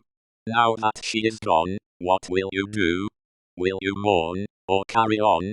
It is you, Nahir, that all this blood has been shed for you to reach farther than any of us have ever seen. It is up to us, to give you all of our resources, and it's up to you to get us there. Peter, I have a plan. A plan? Said Peter. Yes, a vision of things to come. I have been given a vision. It is called the Plebeian 1 million planet plan. It is a plan to raise the vibrations of 1 million intelligent civilizations across the galaxy in a span of 100 years. Nahir, that is 10,000 planets in a single year. I am aware, and have the computations, if you'd like them. We are a seeded race, that shall bring forth many fields of the immovables. We shall send forth our own seeds, to planets of promise, and only plant a seed, allowing it to grow naturally, and eventually spread throughout the garden, as if catching fire. And together, with their sister planets, they shall be wed with a higher energy, transforming them from the third to the fourth density simultaneously, and therefore stimulating the entire frequency of all universes. That is the purpose of our race, to plant a seed, not to stubbornly wait for it to grow. For how many seeds could be planted in the time that it takes waiting for one to grow? We simply must plant, and then leave it to those who tend to the garden to ensure they mature to bear fruit. What you say you see in your future is not far past beyond what has been completed already. What? How? Because the future is now. Your father was aware that time itself is an illusion. If you have a thought in your head about a non-existent reality, such a thought is a message in a bottle sent directly to your mind, seeking, hoping to be manifested through you, in order to become one with our current reality, seemingly altering one's own reality to include the dynamics of the new universe you have thought into being. All it takes is for you to make it so. So what will you do? I don't know. It is clear that I will follow through on my plan. However, it is unclear what the next step will be. I think I should tell the plebs. I wonder what my father would have done. He would have gone to see the High Order. What is the High Order? They are a group of mystics, who are the eldest of the remaining ancient races. I would not go there, however. They have become dark, and have fallen victim to the influence of the unseen powers that rule the world. Some say they have been infiltrated by the corporations, but the corporations are merely puppets of darker influences. What dark influences do you speak of? Is it not flesh and blood that we fight against? Is it not merely human beings, who are behind the imperfections of the world? Peter stepped back, and listened closely, pressing his head against the door, ensuring that no others were listening. Our biological bodies are extremely susceptible to outside influences. Our bodies, our beings are extremely powerful, and capable of creating infinite realities, and influencing any and every reality, and so they are a most powerful vehicle for meddling in the affairs of mankind, and influencing the universe. Why would our bodies, our souls, be sought after with such intensity? And one cannot think that the human being inhabits all the universes alone. We are but an infant among the presence of advanced beings, who have already mastered many of the universe's secrets. Some of these beings have our best interest at heart, while others seek to utilize the human body merely as a vehicle to accomplish dark deeds. Can they just use us, as if at their own will? Wonderful question. Oh, great one. Your questions are wise and precise. They cannot infiltrate our bodies, nor our minds, if our will is not aligned with theirs. We can resist, and hold out. The immovable race has done this, and taught others how to do so, and how to shield themselves from the evil ones, who seek to leech your soul energy, and blot out all light. I don't understand, Peter. Why Earth? Why here? Why now? The Earth is merely a testing ground. It is a place for souls to evolve, or devolve. Eventually all souls will evolve, and move on to higher dimensions. And now is close to the shift. Shift? Yes, there is a shift coming in the universe. Those who have been true to the light have suffered much, and they have cried out for justice, and for righteousness to the all, to our Creator. And He has answered their cries, and He has held true to His promise to send one, who would complete the shift, and bring balance, once again to the universe. Balance between dark and light? Yes, but only for a moment. Darkness has had its fair run. Now it is time for the light and love to saturate the universe. And that is why your 1,000,000 planet plan must be much more grand. It must encompass all of the universe.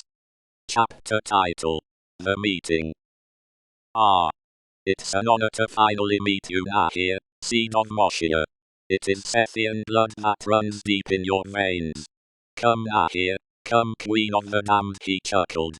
I shall take you to see what few eyes have seen, Peter stated enthused. And we walked down what appeared to be alien hallways with an otherworldly script that was written all over the walls. These walls as we walked down the winding corridor appeared to be made of some material that had a luster that I had never seen before among earthly materials. And we came to a long and narrow stairway, and we continued to converse as we ascended levels. What is this place? I asked. This is the 8th of the Atlantean crafts that were built. Moshia, your father had grand plans. He was well aware that the Earth is not infinite in its lifespan. And he was well aware of the ecological destruction that we now see. He understood the imperfections of the race of humans that inhabited this world. And he refused to be bound to their animalistic and their limited destiny. We came to a large yellow circular door, and Peter pressed his palm up to a formed mold that immediately beeped at a higher pitch, unlocking and opening slowly the large, almost unbelievably large door. And we walked into the bowels of the craft, and we saw 3 large protruding structures that had an electric blue ball of light that cast an eerie and cold glow across the room. What is it? Is this the God particle that was stolen from us? No, my son, said the Queen. It is something far superior. Not quite, said Peter.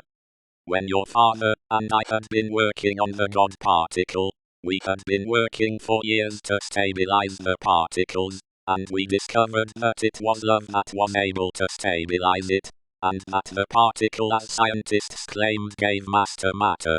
And the energy that is produced by turning mass back into energy was something that was not only perpetual energy, rivaling the sun, but it was a threat to the powers. and they did everything in their power to stop us from providing the world with unlimited energy. And they came, and they ransacked our facilities. Who? I asked. The White Guard, of course. Because they could not measure it. They could not attach a price. How can you attach a price to something that is priceless?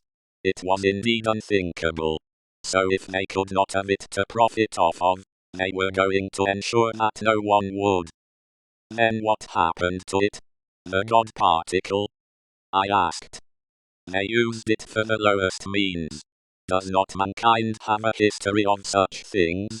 Was the first atom used to fuel a nuclear reactor, or was it dropped on unknowing citizens that were immediately destroyed, taking away countless lives in an instant? We did not expect that they would find our facility, said the Queen. We had built a collider, and we smashed together protons. It was a second-generation collider, greater than even the Large Hadron Collider that I am sure you have heard of. I have heard of it. Is it not still in existence? I asked. Yes and no. It still exists, but it is no longer utilized. It has been abandoned for a larger facility that has been built secretly in America. Do you think that the Americans would allow such technology that rivaled their own to be in the hands of the United Nations? If such nations cannot cease to scratch the itch of spying constantly on one another, then there is no way the Americans would have trusted to leave such technology in the hands of others.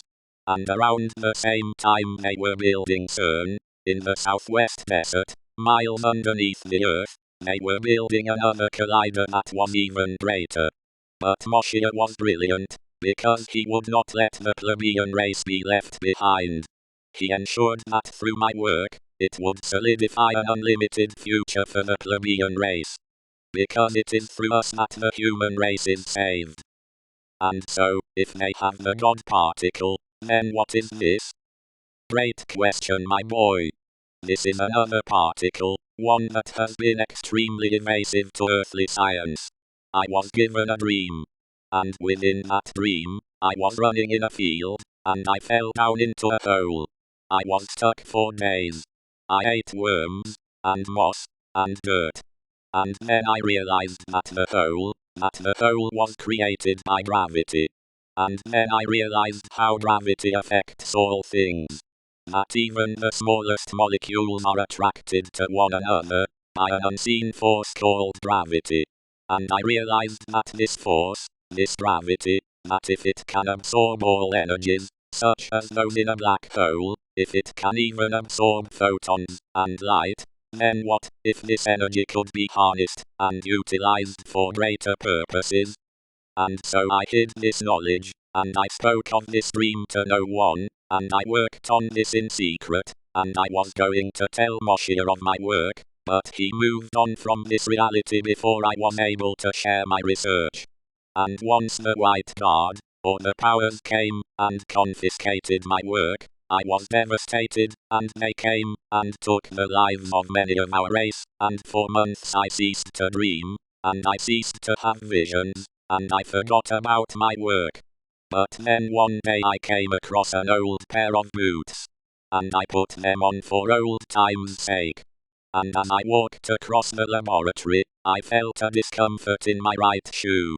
And upon further observation I discovered a piece of parchment underneath the sole of my shoe. And there was the equation that was the secret to unlocking the mysteries of gravity. And so before you see a particle that we call the graviton.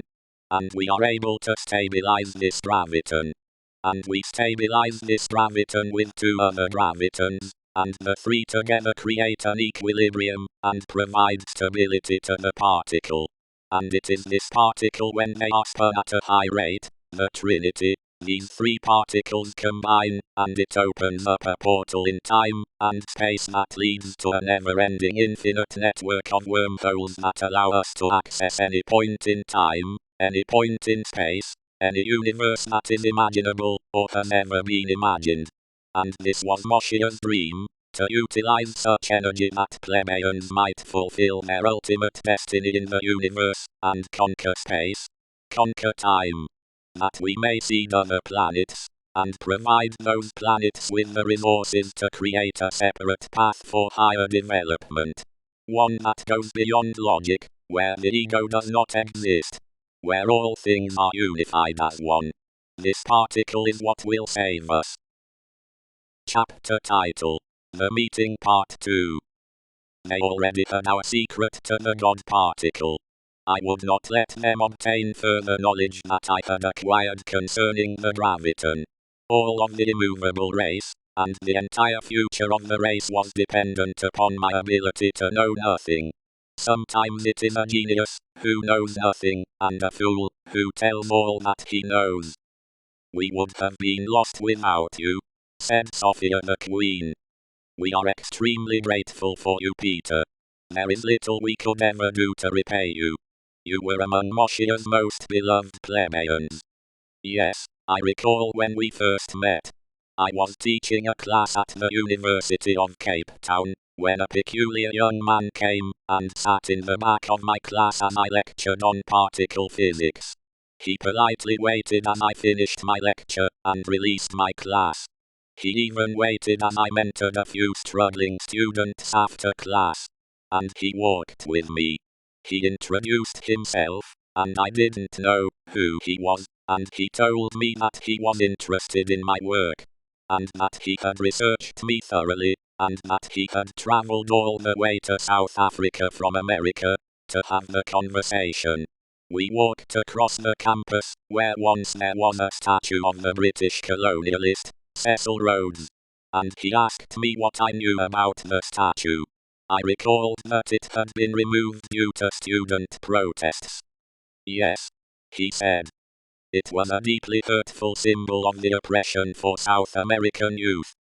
He told me that he was surprised that the energy of the apartheid movement had been revitalized, and that it was a conundrum that such racial vigor was still needed. And I responded, the advances of the prior generations were not advances at all. They were paths with walls, and those walls were placed there to be limits. The South African believed that through the results of post-apartheid that he or she would be able to pursue the stars, when in reality the stars were behind a glass ceiling. And that glass ceiling was lower for the native South African than it was for others. And the youth were tired of being lied to, not about the existence of the stars, or not even the existence of the glass ceiling. They were tired of being lied to about their own ability to reach the stars, and to dwell among them. And every time they saw this statue, it was of course a reminder of the lie that they had been fed about their abilities, and their inabilities. They wanted to be free from the falsehoods of society. It was the same movement of youth as the Black Lives Matter movement in America, was it not? And he said, yes. Our people of the diaspora have done much protesting, but it is as you say the racial tension, not only in America, but all across the world, that has been nothing more than a dead end, where every door leads to another barrier. And a glass ceiling is another barrier, but the glass ceiling in all instances is only a thing of legend. The glass ceiling is put in place by your own thoughts, and by the thoughts that are planted in your mind. Why would they say it is a glass ceiling? Because you cannot see it. And if you cannot see it, then you can never reach it. You can never hit it. And so you will never attempt to reach it. You would never attempt to hit it. You would never attempt to surpass it. Why? Because what is the point, when you've been told there is a glass ceiling? So why would a person run into a wall, if I tell you that a wall is there? But if a random stranger came and told you while you were walking down the street to watch out for an invisible wall, and you did not see a wall there, would you believe them? Would you attempt to go beyond that wall? Would you attempt to walk through that wall, or even sidestep it? Or would you completely turn around and avoid it altogether, although there is no proof but the person's word that the wall is actually there? Or would you be more diligent in your fact-finding? Would you attempt to do more research on your own? The aspects of race are nothing more than that. A people are told of the boundaries, of the limitations that exist, and the master's power lies not in physical power, but the control lies in the mental powers, inherent in the seeds of thought that are placed within the slave, that allows them to believe that they do not deserve to be free, that their station in life is, and will never be more than it currently is. If you are a child, and you are told all of the time that you cannot walk, then you will fear walking, and falling. If you are constantly told that you cannot, and had better not read, then you will fear books. If your master is able to get the slave to accept the idea of its inferiority, and propensity for servitude, then the slave will believe, and teach their children that the sky is for the birds, the mountains for the snow, and the earth for the animals. Were not all these things created with the intention of reaching for a higher form, to sustain the human soul? Could the earth sustain itself without intelligent life? What would it be like to give birth to a child that never grows to star in a play, or create a prize-winning work of artistry? Then they would become a pet, instead of a creature. A creature has a certain independence, and that independence lies in its ability to create. All of God's creatures have this ability, but is not man the most gifted of all creatures with infinite potential in the soul? But as long as they merely believe they are bound by invisible walls, and invisible ceilings, then it is safe to remove the chains, and the links around the legs, because the slave will never aspire to obtain what he believes is unattainable. But what if a thought of hope in the mind of the slave were introduced, planted like a seed in the spring to grow vigorously, and produce many fruits? Then the slave truly realizes that their reality is an illusion, because the walls and ceilings are not real. The names of things around them, and even their own names, are misleading. Since slavery, the descendants of slaves carried the names they were given. Does not the one naming a thing have power over that which it names? Does not a parent have power over that which it names? Does not a parent have power over a child by naming it, and in effect determining that child's propensity by the vibrations it will attract by such a name? Did not Adam have power over all the animals by naming everyone? So it is man who does the naming, and who is not named. For to determine your own name is to determine your own destiny. Do you not believe that the powers do not understand and utilize this universal law? Do you think they have not mastered this thing? If I call you black, then you take on the character of blackness. If I call you white, then you will believe that you are endowed with the traits of purity and righteousness. Create a name for yourself, and the shackles will fall, and the walls will crumble, and the ceiling will crack, and the glorious light will shine down into the darkness to provide a higher level of energy to those who are ready to use it. But the races are folly. I said. It is true, but what will you do if you realize that you are born to produce, to work, to exert energy? What will you do if you were to realize that the same slavery exists not only among your sect, but for all who exist on your planet?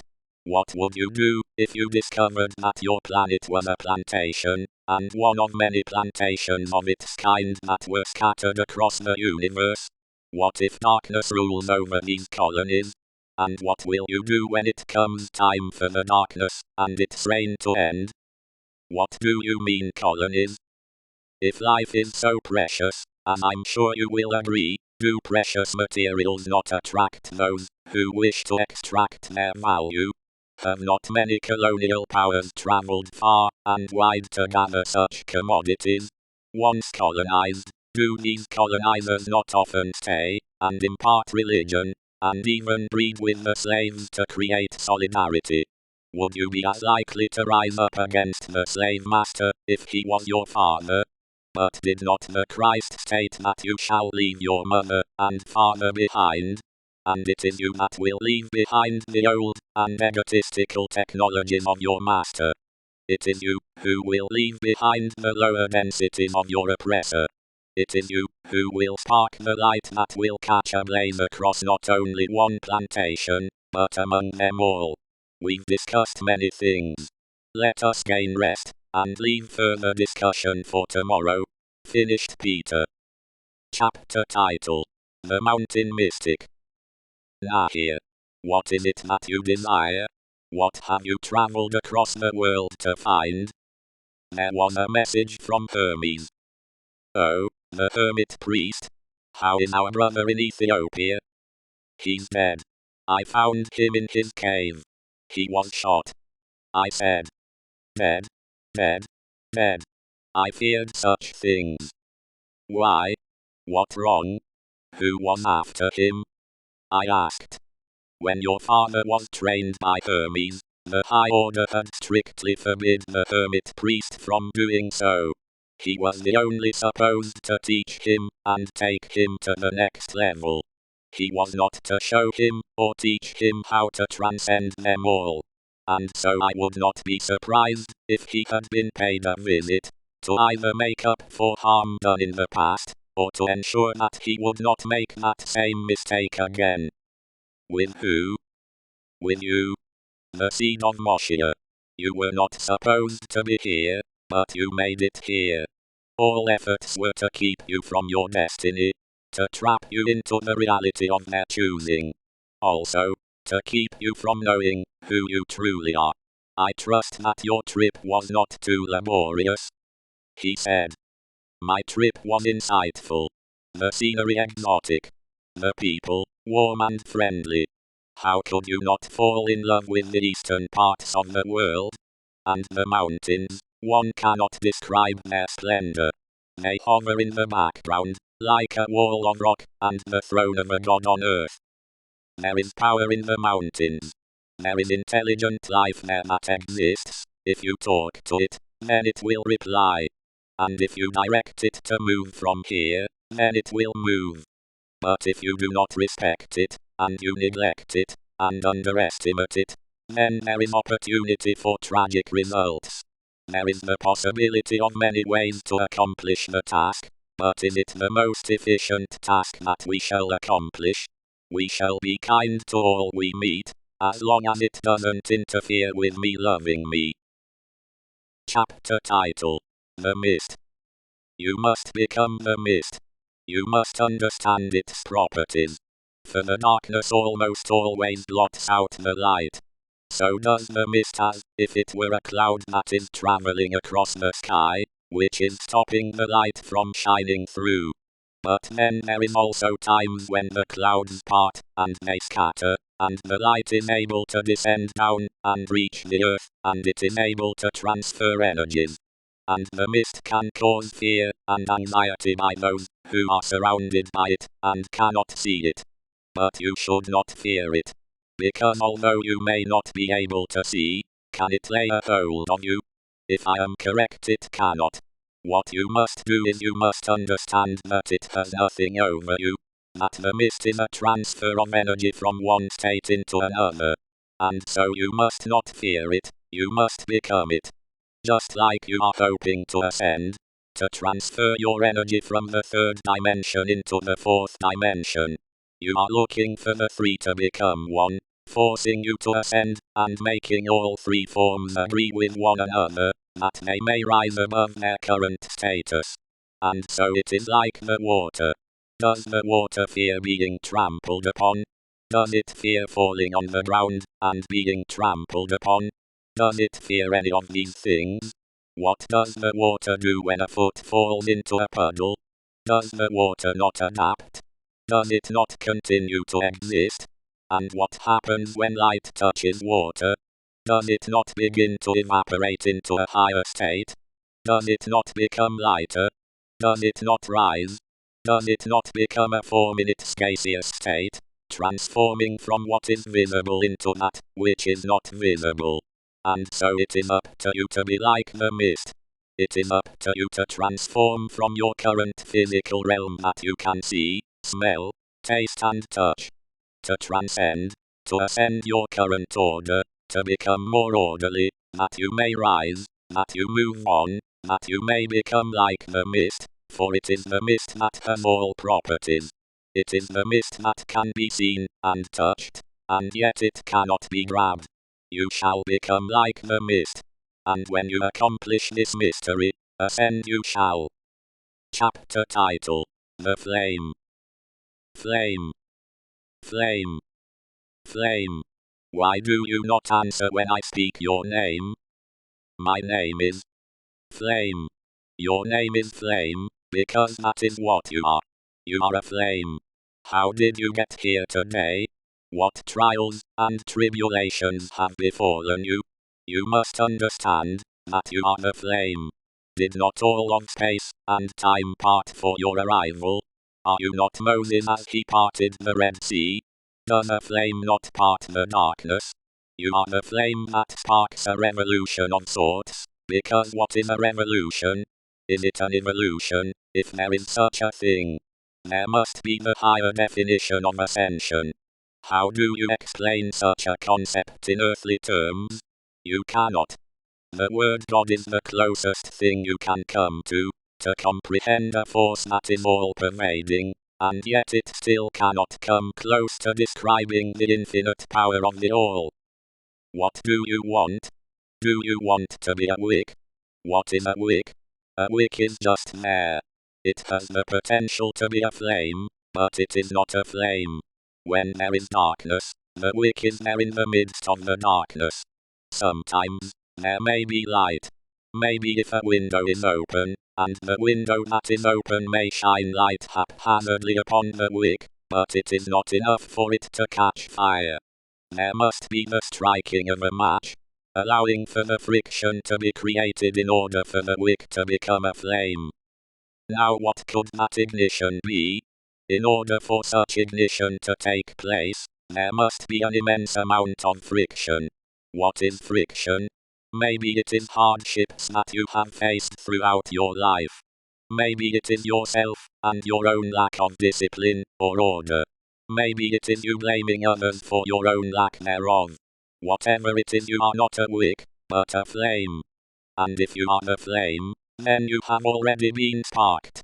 There is no denying the existence of a flame. A flame is undeniably there. A flame does not exist if it has gone out. That is not a flame, that is a wick. And if I were referring to a wick, I know what a wick is, I would have called you a wick. But I am not calling you a wick purposefully, I am calling you a flame, because you have been sparked. Otherwise, we would not be here having this conversation. Is this conversation not you having a conversation with yourself? If you create a reality, then did you not create this reality? If all of this is an illusion, including myself, then the only thing that is left that's real is you, and so, because you are the only thing that is left, do you not think that this is not you who is speaking? And you are connected to God, and so it is God speaking to himself, to almost amuse himself. And because he has animated us, and given us life, is that not something to be thankful of? And is life to be on, or to be off? Is life to be a wick, or a flame? And even if you are a flame, and you deny that you are a flame, it does not matter, because you are a flame. Maybe the fact that you are a flame has been hidden from you. Maybe you have been taught that you are a wick. Maybe you became a wick as a result of being taught that you were a wick. But you are a flame. And regardless of what you are told, the flame must be aware that it is a flame. And what is the source of the flame? The source of the flame is the blue part of the flame, the part that is the hottest. It is there, where it is thousands of degrees of heat emanating from a single space. It is there that it is the purest blue light. And that is the light that shines the brightest, that is the most powerful, that is the source. And you must go to your source, because the source is the creation of the flame. If the source is powerful, the flame will be powerful too. But if the source is weak, the flame will falter and go out. You must go to your source. What is it that will light you? What has provided the source of your flame? What has kept your flame on fire? And you are a flame, and don't you ever forget it. Chapter title: The Signal. What is the signal? How does a signal differ from the noise? How do you synchronize with the signal? How do you ride its wave? How do you allow it to stimulate your antenna, so that you may be able to benefit from the signal, so that you may be able to interpret the information that is contained therein, ensuring the signal just does not pass through you, but that it may pass to you? Is a signal nothing more than zeros and ones? What is a signal, if it does not contain information therein? Then do not all signals contain information that is to be dissected and deciphered? Important signals, are they not often destroyed during times of war? What form do signals come in? Are signals only vibrations, or frequencies, or do signals manifest into higher forms of densities, into higher forms of being? When you send out a signal, does it not boomerang? Even if it takes 1,000,000 years, will you not receive something back from the universe? And so signals, or signaling, is something that involves giving and receiving. If you do not give, if you do not communicate, then you are less likely to receive a signal in return. And so those that are asleep, those that do not receive signals that may awaken them, and provide them with information that may prove useful to them, that they may act upon, that may activate them, and allow them to ascend. If you do not communicate, then there will be no boomerang effect that will reciprocate the communication, providing you with a signal, and therefore providing you with information that will stimulate your genetic structure, allowing you to evolve, and to manifest the potential that lives dormant within your genetic structure. Your 22 chromosomes, they say, are all that are available to you. Have you ever asked your chromosomes to activate? Have you ever talked to them, and recognized their brilliance, and their potentiality? They say that you are only able to use 10% of your brain. Have you ever asked your brain to manifest the other 90? Have you ever talked to it, and recognized its creative and cognitive capabilities? The signal, it is the blood flow of the all. And just like in the human body, in the blood lies many organisms, many particles, many cells, many atoms, and each one of these atoms, in each particle of those atoms, you are able to extract information that provides you within higher levels of understanding at not only the micro level, but also at the macro. Do you not see the boomerang effect? And so, if you do not talk to the flowers, to the fields, to the fowl, then you shall not receive the mysteries of the flowers, of the fields, and of the fowl. And your 90% and the rest of your genetic structure shall remain in its place, dormant and dead. But if you are to become truly alive, then you will need each one of your molecules, you will need every ounce of your mental capacity, you will need every chromosome to be activated in order for you to act in a way that is elevated, and is of the highest order and degree. And so it is up to you to decide to discuss, to communicate, and to receive the signal that shall activate the all.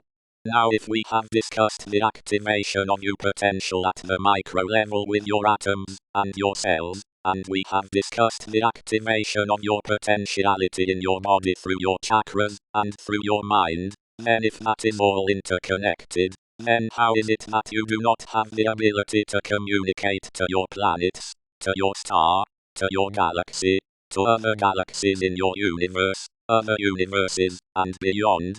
If all is interconnected, then are you not a part of the signal?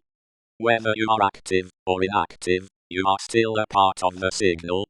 If you become active, then you do not block the flow of communication, and the signal that is therein shall be communicated and shared with you. This allows more information, more potentialities to occur within you, because now you have more of what was not there to begin with. And through that more, you are able to achieve more, you are able to communicate more, and communicate with more, and you are able to perceive and know more, making it so that you can now do more. But it is only through allowing yourself to be a part of the all, to be an instrument of the all, to be a causeway in the river of His Holy Spirit, for His divinity, His love. And if you let the love flow through you, then the land around your river of love shall be of the highest quality, it shall be rich in nutrients, and it shall flourish, and there shall be no lack thereof, for all humans, and all animals, and insects, and all creatures shall be provided for, because of the wealth that is freely flowing through you. Self to be an instrument of the all shall reward you greatly with gifts that shall become employed in this life, and with unspeakable treasures that shall await you in the next. But in order for you to receive the signal, you must open up your gateways, so that the signal may flow freely through you. And it is not allowed to do so, allow is lost, for if only a small part of the river is dammed, then all are damned. Is it not true? There are many who are relying on you. Will you disappoint? Will you step up and be the one who is appointed? Will you be the one who is anointed? Will you not fall? Will you not be all that you are? For there is no other during this time, at this place. Is it not you who has the answers? Is it not you who is the reaction of an action? Is it not you who is the answer to the prayers of those who are your brothers? Is it not true that all brothers have one who protects the others? One who takes the responsibility of the well-being of his kin? Is it always true that the brother is always the oldest? Is it not true that sometimes the younger is in ways more wise, more mature, more beloved, and more massive, when in spirit or in flesh? And often it is the younger one who is last, who becomes first. And through his election, it is he who sets the standard, and it is he who through his rise, inspires the rise of the rest. This is you Nahir. You must know, because to know is to feed, and to be fed, and through this knowing, you shall grow, and you shall grow invisibly, because it is your spirit, it is your aura, it is your soul that shall grow, and it shall be unseen, and so they shall wonder, from where your wonders shall come. And they will not be able to understand why you are so wise, and yet young. They will not know how you are able to heal through thought, to create through words, and to manifest your desires. And they shall resent you, but your response must always be love, because if they resent you, then they are allowed to create a dam in your river. And if they create a dam in your river, then you will lose the ability for the waters to flow. And if they cannot flow, then those creatures, or organisms depending upon the flowing waters, or those on the edges of the banks, and the lowlands surrounding the waters, they will not grow, or live there. In the desert, it is you, who are the rain, it is you, who are the raging quenching waters. But will you dam, and be damned, or shall you part the land to make way for the sea? Or will you part the sea to make way for the spirit of the one that bears the mark of those that descend from the highest? Chapter title: Seeing All Things. How can you do it? I struggled. How can you see all things? I can only see half of what exists. My mind will not allow me to see all 360 degrees of space. What is it that is holding me back? Prophets, disciples, beings of light. I call out to you, that you may answer me this question. This mystery I must know. Because if I look down then I cannot see up, and if I look up then I cannot see down. How can I see all things? I asked the mountain mystic. It is not for you to see all things, for it would overwhelm us. You must focus on what is in front of you. That's why you do not have eyes behind you, so you can focus on what is in front of you. How do I focus? Where do I begin? Look in front of you right now. Look at your life, your family, your work, where you're live, what you do all day, your hobbies, all of them are representative of what is in front of you. Are you maximizing what is in front of you, and are you focusing on how you can save the day? Did Superman save the year?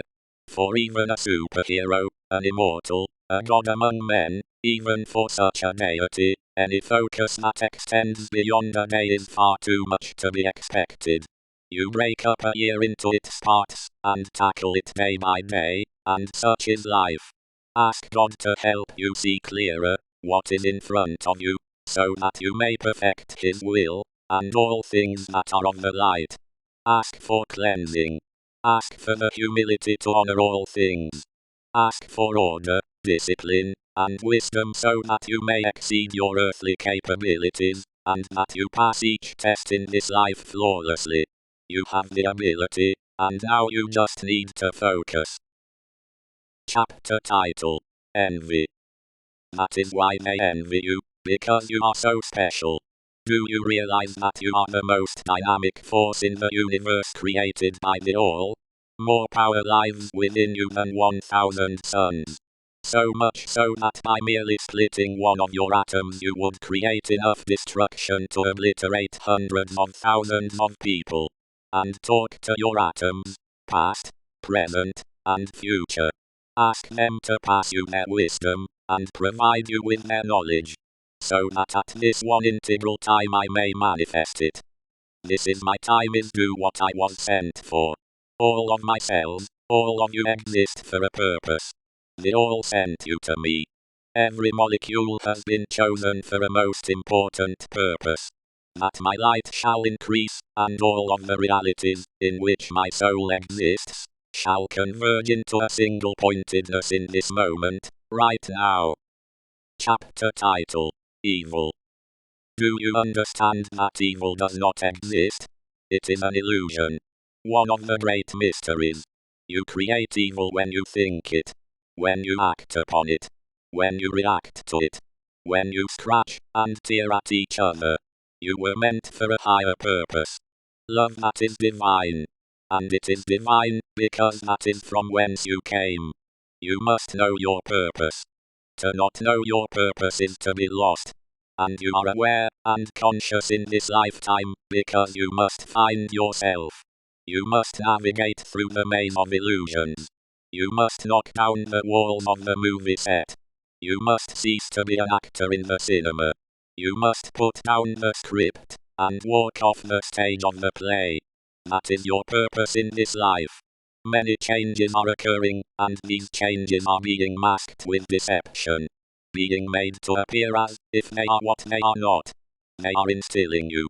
They are instilling the human race with fear and anxiety. And they have been successful, up until now. For they underestimate you. You human beings are a unique race. You are unique, because you are unpredictable. In the laws of your reality you have been given the freedom to choose to decide between one reality and the next. Every thought, every choice creates infinite realities. And so it is possible to predict at any given moment the reality you will choose. But if you are ignorant of your ability to create infinite realities, then you will be subjected to others creating your reality, controlling your thoughts, and thus controlling the reality that you create. Now the question is, with such information, what will you do? Will you return to ignorance, or will you rise above it? Will you be a victim, or will you be a hero? Will you be a puppet, or will you be a revolutionary? These are all questions that this world has contemplated for many years, many millennia before this date. And there have been many species, those that are terrestrial, and those that are extraterrestrial, that have resided here, and shared this planet. But you also must know that some of these beings do not have your best interest at heart. They have their own agendas, and they are constantly manipulating those that allow themselves to be manipulated. This shall soon come to an end, being you are awakening, and realizing what this world, and what his reality really is. You are no longer children, and so we will stop feeding you children's food. It is time for you to be nourished. It is time for your mind to digest food that is more complex, because your development demands it. Do you understand? I understand. You are the seed of Seth. It is us that is in you, and likewise you that is in us. Throughout history we have assisted many, who you call prophets. And we have been of help to mankind, since the fall of Adam. And it is time for mankind to return to perfection, to take all chaos, and create peace within yourself. And by creating peace within yourself, you shall create peace throughout your world. And there shall be none other that will decide your fate, and your destiny. But you do realize in the midst of all your fear and anxiety, you do realize that fear dispels power from your being. You must utilize your power, and focus it. You must create. You must manifest. You must become one with the all. Pervading the whole universe, and all universes, infinite universes, is an all-pervading power. We cannot name it, as a child cannot name the parents from which they came. A child cannot see their first ancestor, they cannot see the source of their genetic structure. And yet, they still know and understand a purpose that is carried along the strands and molecules of their DNA. When they come into this world, they come with a message that is embedded within every atom of their being. Do you listen to the atoms? How often do you talk to your molecules? How often do you provide them with the validity and the platform to speak? Only through the humble acknowledgement that all things are intelligent, only through this mindset will you succeed. There is much war and destruction, but that is none of your concern. Do you wish to rebuild what has been destroyed? Or do you wish to create something more lasting? Something more sustainable? Something greater? Now is that time. You can feel it in your solar plexus. Now is that time for you to feel the energy building up your spinal column, manifesting throughout all your limbs. Now is the time for that candle that burns within your soul to become a flame for all to see. And that light shall chase away the darkness, so that the darkness shall not be able to take a hold of you. You are the flame that burns, but does not burn. Do you understand? You are a brilliant flame that does not devour the one in the midst of the flame. Do you understand? We have been watching you since before the womb, and when you were in trouble, we have sent help to guide you. And that help is not always in human form. Do you remember when the wind has spoken to you, or when an epiphany came as you looked at a hard-working ant, or when you looked at the sky and were flabbergasted by its beauty? We provide many signs, for it is symbols that unlock the treasure troves of the soul. Your soul, it is the treasure. Why do you think so many beings lust after it? They are collectors of souls, because your souls are more precious than any metals, or fine and precious stones. They have come to harness your souls.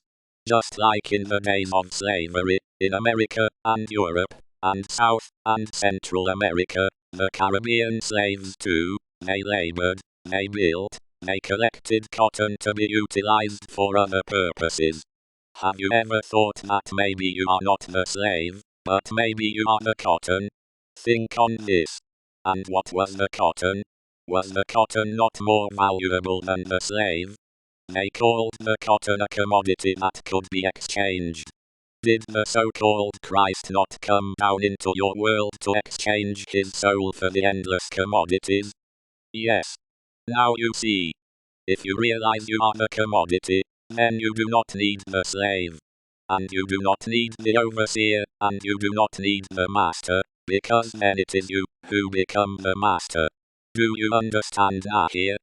Yes. These lessons are of the utmost importance. They are many of the higher mysteries. These things you must explore.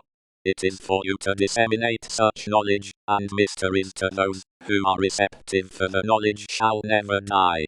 They shall always live on, for the truth shall always endure. It is your purpose to speak truth. It is your purpose to represent that which is just. Come into your higher self, that you may become aware of your endless possibilities, your endless extensions. How do you know what you know? I was taught. well be untaught. Because that which you were taught is not real. You can be taught anything. During the Middle Ages there were boys near the forests, who would be lost, and would not be seen for years, and the local villagers would have tales of seeing odd-looking creatures among packs of wolves. It was the wolves who adopted the children. And the children slowly grew up believing they were wolves. And one day there was royalty that found one of these creatures. One of these devolved men. And the creature huddled into a corner. And the creature gnashed its teeth, and licked its skin, and walked on all fours. And eventually they taught this creature that it was not a creature, but that it was a man. And slowly but surely that four-legged creature evolved into a two-legged man. So you see, you have been trained. Just like the children lost to the wolves had been trained by the wolves, by nature, by the wild. And likewise, they could be untrained. And now we have come to train those that have been trained, because you have been traded to be something you are not. You were born with perfection. Why do you humans circumcise yourselves? Do you not believe you would be born with that which is needed, that you would be endowed with those things that are necessary for your survival and your protection? If you were sent into this world with supplies, with armor, those that have endowed you with these things, do you not think that they have thought carefully? You have much to learn. But learn you shall. You have a strong soul. Many lifetimes it has taken to develop this well. And this lifetime is like no other. It is a culmination of past lives. The energy that is ubiquitous all around us is rare for any lifetime. And so it is important that you maximize the energy that is all around you, that is all pervasive, all pervading around the universe. And you can sense it. It is up to you not to waste, not to reject it, but like a magnet to pull it in. Did you know there is gravity that exists around all things? Does your sun not have gravity that attracts your planets, and your meteorites, and your comets? Does not the smaller bodies, such as the planets, comets, and meteorites, and moons? Does not your moon attract meteorites, and sometimes comets, and sometimes people?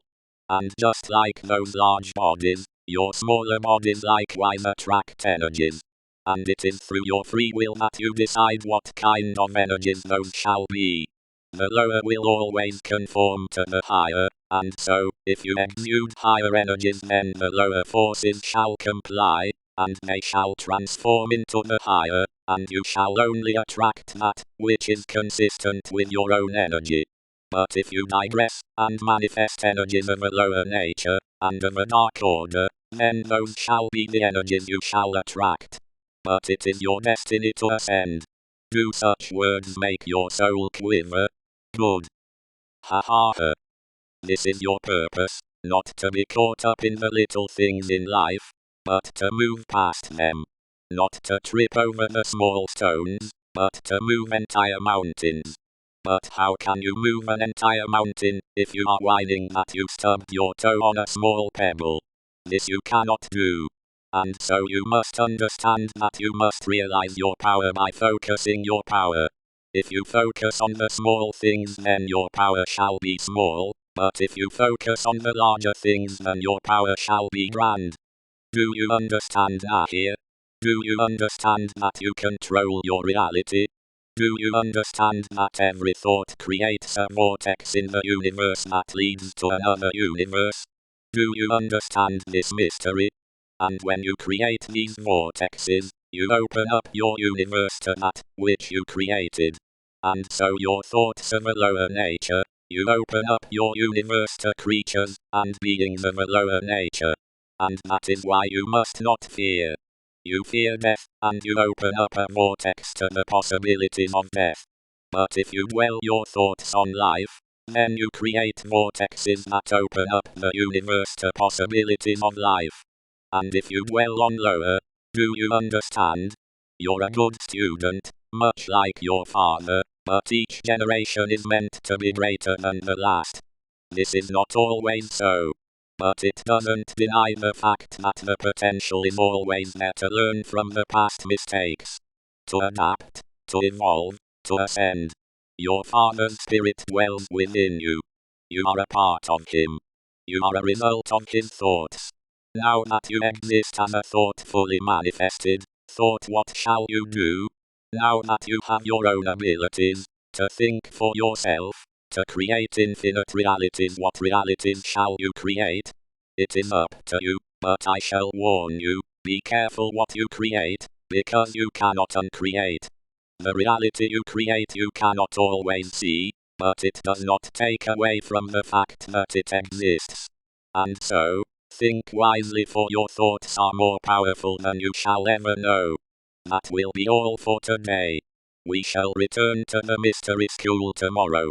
Good night, said the mountain mystic. I was left alone with my thoughts.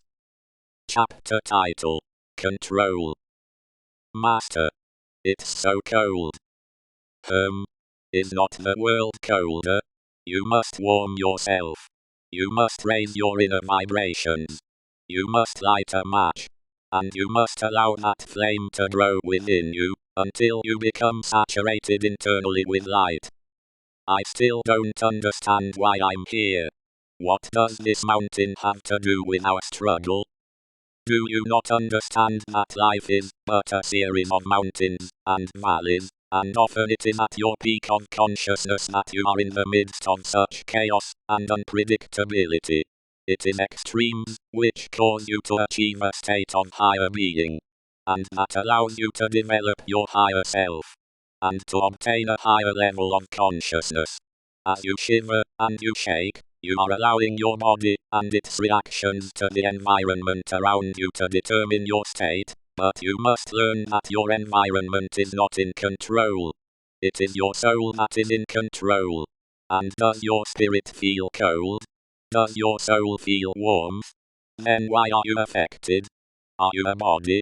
Are you a biological vehicle? Or are you the driver of that vehicle?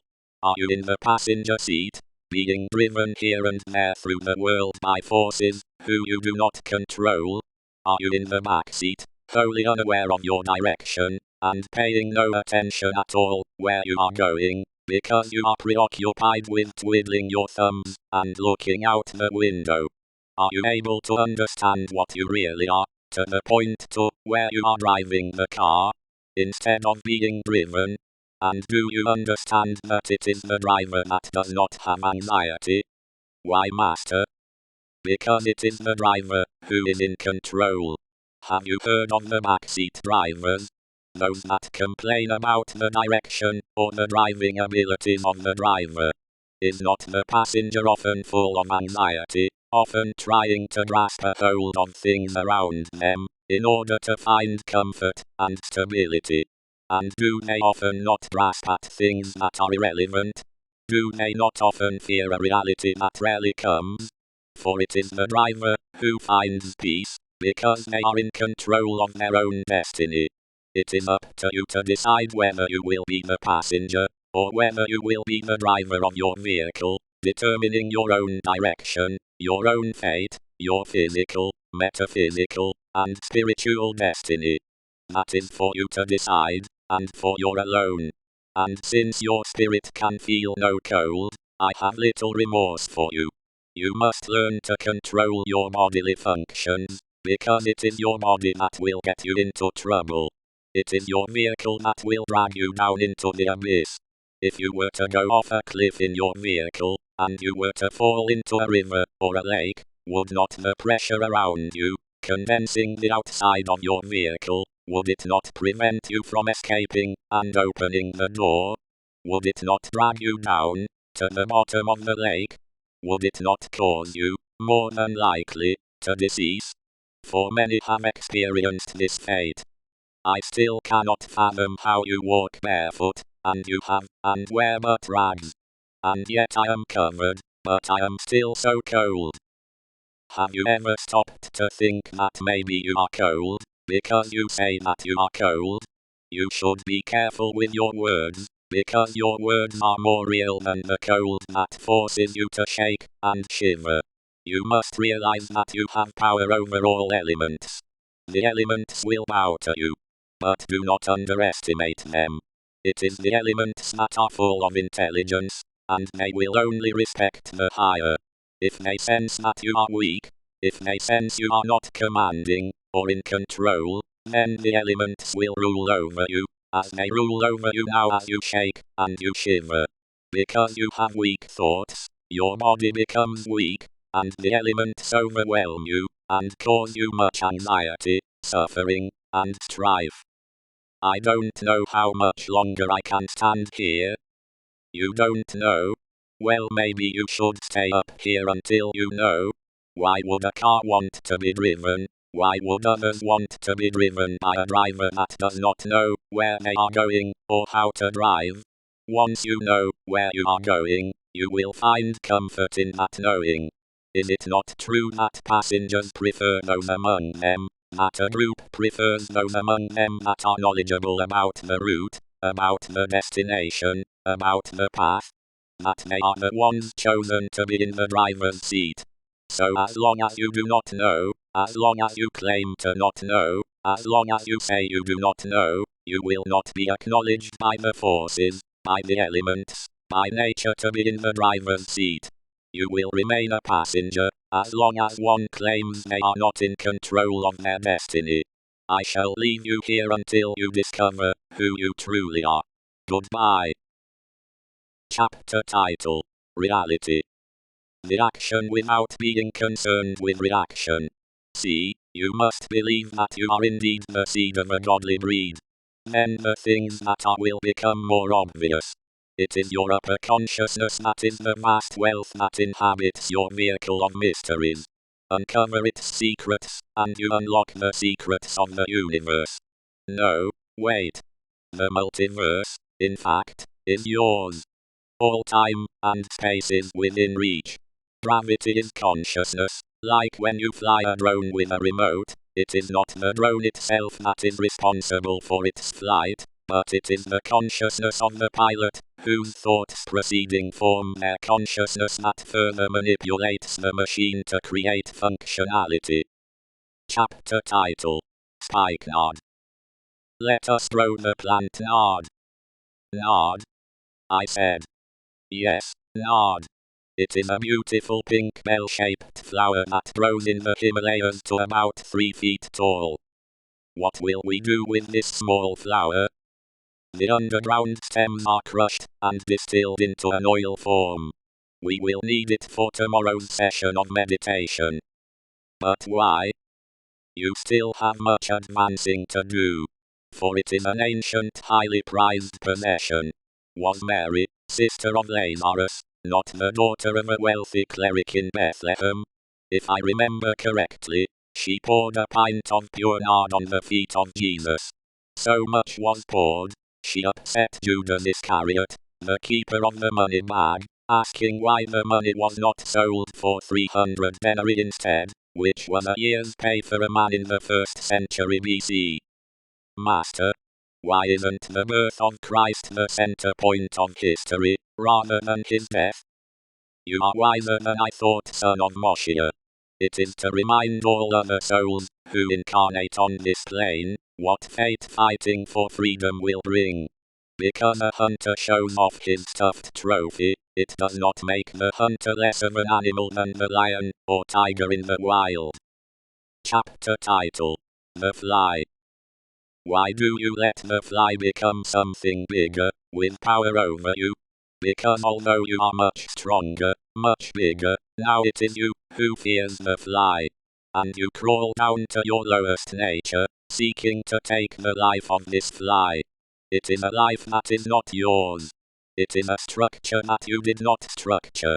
It belongs to the chief architect. So who are you to demolish it? Said the mountain mystic as a fly buzzed around me. Here, eat an orange. Ah. I bet that feels much better. More invigorated. That's what oranges do, they invigorate you. And send vibrations, positive vibrations into you. Up your spine, over your head, and into your third eye.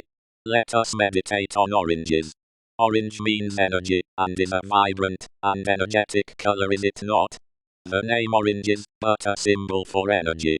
The color is but a symbol for energy. And so truly, you are what you eat. You are what you speak. You are what you think. And you rip apart the very fabric of time and space with your thoughts. And with the torsion field you create, will you be devoured, or will you overcome? Will you be eaten by your own creation? Will you fall victim to your own Frankenstein? Or will you create the perfect specimen, which you control with love, and not fear, hatred, or control? It is a mental respect, a respect for the chief builder, and his sons. He sends his sons to inspect his projects, and settle disputes. Many times his works are hijacked. But he always returns to his work, never breaking his promise to finish the work with perfection. He cannot be comprehended in his wisdom. And this nature is mirrored in you and I. We can never know our value. That is why they attack us and use us. We are a commodity. But they are like a fly to us. Our souls are not only in this reality, but coexisting simultaneously in infinite dimensions. The body is too great for a single prick to affect it. Chapter title: Symbols. Today's lesson is about symbols and symbolism, said the mystic. And how, if we pay attention to symbols, they can help us. Everything around you in this exact moment, in every moment, has a purpose and a meaning. When you step outside, you are looking at the matrix. You're looking at a bunch of zeros and ones that have meaning. Often when we step outside in the morning, we disregard the zeros and ones. We don't look at everything as a symbol. For example, you walk outside in the morning, and you look down, and you see an ant, and then you just go about your business. You don't look at that ant as a symbol of hard work, and diligence, of discipline, of perseverance, and success. And you're outside, and you see a ladybug, and it lands on you. What does that ladybug mean? Have you ever counted the number of dots on her back? And you discover that she has 9 dots on her back. Have you ever researched the number 9? Do you know what the number 9 means? Another day you're walking, and you see an orange tulip. Did you know orange means energy? Did you check to see if you needed energy at that exact moment? And so all things are symbols, and all things have meaning. A symbol is a vehicle of thought. And your mind is an antenna, and if you're not paying attention to all the symbols around you, then you're missing the transmission. So next time you're outside, or even inside, and you see a spider, you see a bird, pay attention. Chapter title: Black Holes and Supernova. When I was younger, I wanted to be an astronaut so bad. I would look up at the stars and read everything I could get my hands on. I was obsessed with black holes and supernova. I felt as if I belonged out there somewhere. And if I'm correct, you're telling me that I was right all along? Correct. For you have celestial family watching over you. When is the last time you spoke to the sun? Does it not have highs and lows, flare-ups and mood swings? Is it not an organism? Is it not responsible for all life? One can see why many ancient and indigenous cultures worshipped the sun god. I'm not telling you to worship the sun, but to appreciate it for what it is, a gift. In a similar way, we are all gifts of the sun and the stars, a reflection of their creative capabilities and cyclical nature. The reality of its beauty is impossible to articulate. Wait. I would say that each one of its rays were like a sweet red wine finely aged. Each portion warms and strengthens you. Are you atoms not made of photons? Are you not a particle of light? Higher thoughts think of higher thoughts. What is the highest thought you can think of? Pure light. Then grasp it and hold on to it. And the lower will be devoured into the higher forms. It is this level of consciousness that is responsible for pain and suffering, or love and joy. The weather, even is affected by the collective human consciousness that all doors are open to you. Once you realize this fact, you must next decide what you wish to accomplish, and at what scale. Then you can simply will it. If you did not obsess, then can you truly be disappointed if your desire never manifests? Chapter title: Traffic Monitoring. And they did not forget, said the mystic as the light flickered. They remembered. And they marked the sky. Do you not believe that when the craft had crashed, that they did not study the angle of the crash, in order to determine what trajectory the craft had come from, what part of the sky the craft had fallen from? For they were expecting another, because previously there had been one, who had fallen nearby. And as soon as it had fallen, they immediately set up a parameter for that area, in order to prepare, should another being ever land there again. And they were prepared with systems that were invisible, that were in place, hundreds of years before the projected being's arrival. And they knew that this being would come. But there was more than meets the eye, for they could not foretell the future, for this was not a gift of beings of a lowly order. So to blind one's eye would mean that they themselves would be blind. But we do not put it past a man, who believes that he can easily replace an eye. But every so often, those that fall, rise and never fall again. For there are those, who are immovable, who descend and ascend. And yes, your leaders, those that have been so-called prophets, they have fallen, and there has been those that have called themselves by the name of a priestly class, who often watch the skies and the sun, or they prepare in the form of tangible things that are symbolic. And they often control the masses, and they do it with precision. And for this age is it necessary in order to prevent chaos and confusion. But there should be a time in the future, that man has achieved his higher self. And there shall not be a need for such terms as diversity, but there shall be ubiquitous unity, and all of mankind, even those darker corners of the world, all of mankind shall benefit from the increase in tranquility. But they never forgot, and they would set permanent sentinels, 24 hours a day, monitoring that part of the sky. But what they did not plan for, was watching the inside of the earth. For while they were watching the skies, there were things that were stirring in the earth, things that man cannot control, things that were once thought destroyed. For it is up to the collective consciousness of mankind in order to determine the direction of their species, for we desire to help and assist in such an artful transition, but there are many colonies. They are but specks of sand, but they are all precious. Each and every one of them. For even the smallest of ants is a replica and symbol of the whole. So in the sight of it, even Solomon was forced to pay his respects. Chapter title: This is who you are. Before the war, we had already begun to keep to ourselves. We utilized our own currency. We traded, and became educated amongst one another. When the war came, we were neutral.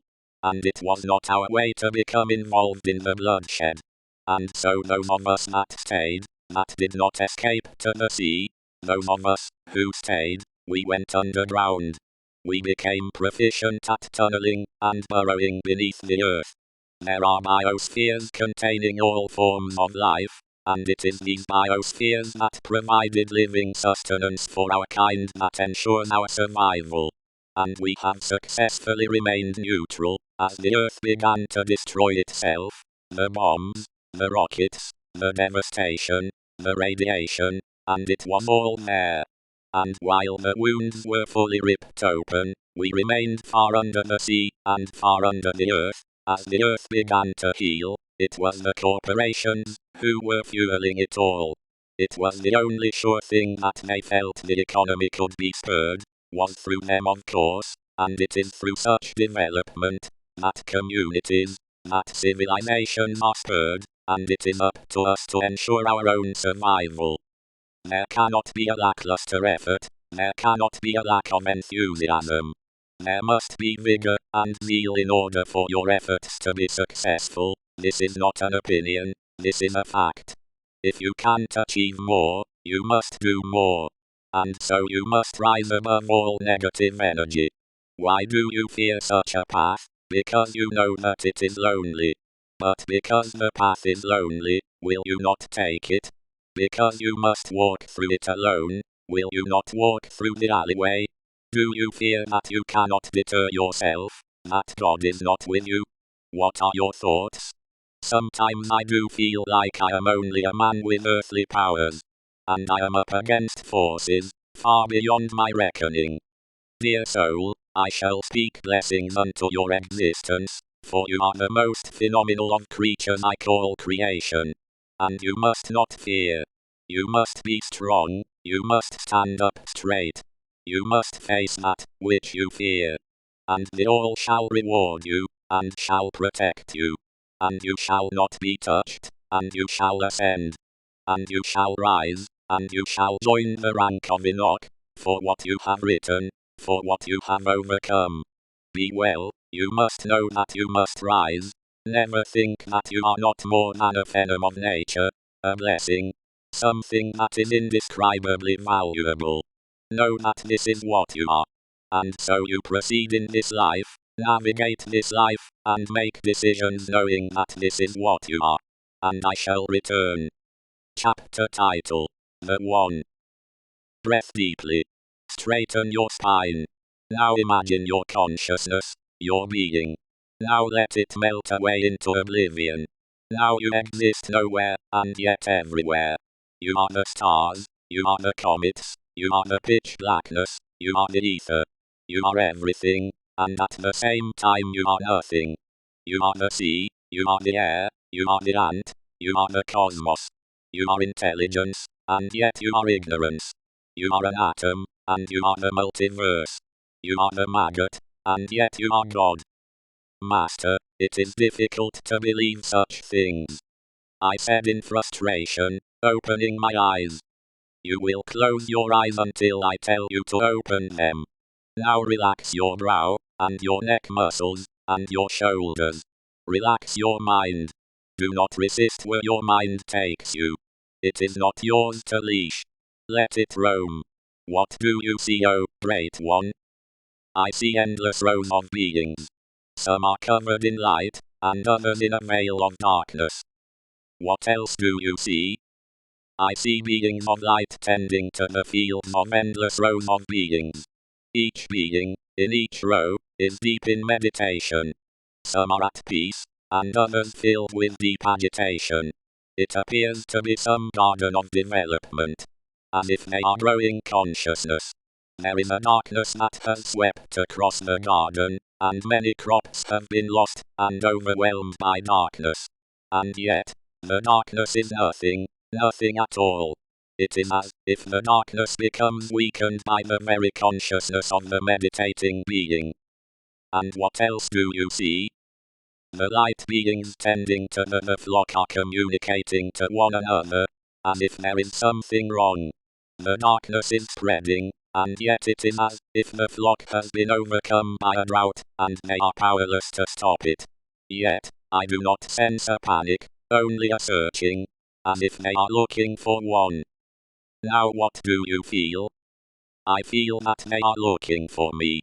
I sense that I am the one they are searching for. What else do you feel? I feel a deep love. I feel a deep connection to them all. I feel responsible. No. I feel capable. I feel capable to save them all. Then what is stopping you from saving the flock? It is the darkness that is spreading. I sense that it too is seeking, searching for someone. I sense that it is seeking me out. I dare not stand up, or stand out lest the darkness grab a hold of me, and I become tortured ruthlessly. Now, what do you see? The light beings are still searching. They are close to my brow. I dare not budge as the darkness is almost upon me. But what of that feeling? What feeling? I asked, confused. You spoke of a feeling of connectedness. You spoke of a sensation you described as love. Yes, I remember now. I am dwelling on it. The darkness has not retreated, but it has stopped spreading.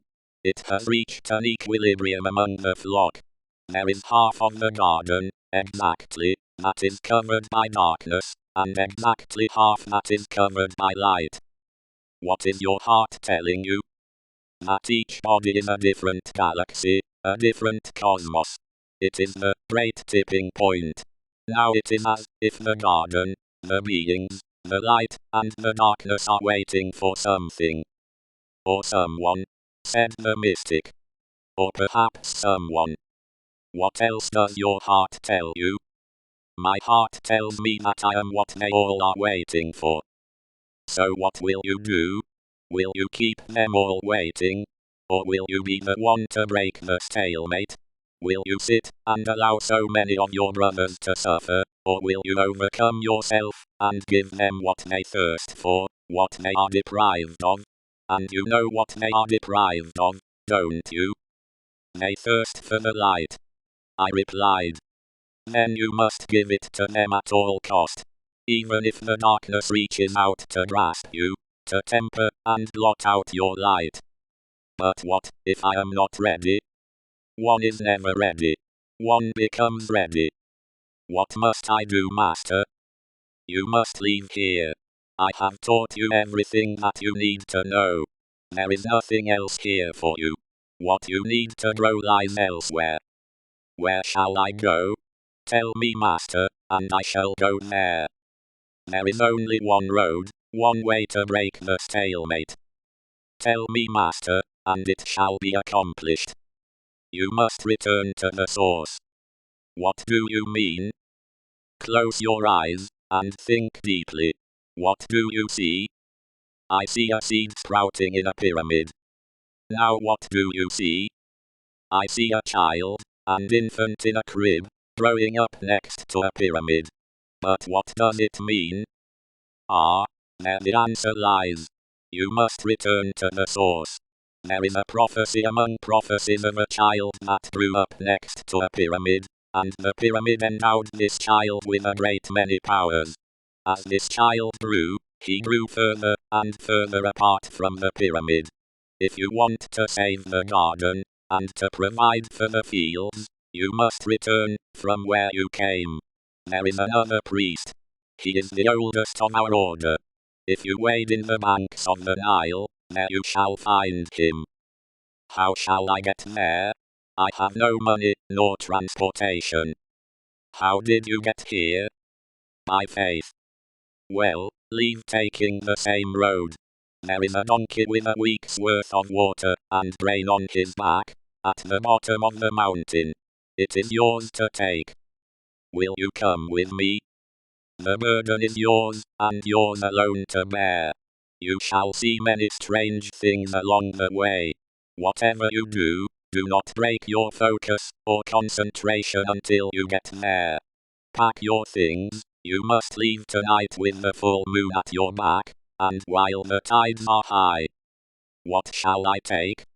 I said, scrambling, trying to find things that would matter. Take nothing.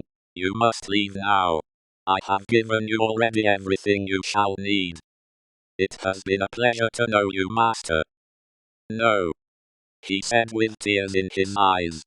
The pleasure has truly been mine.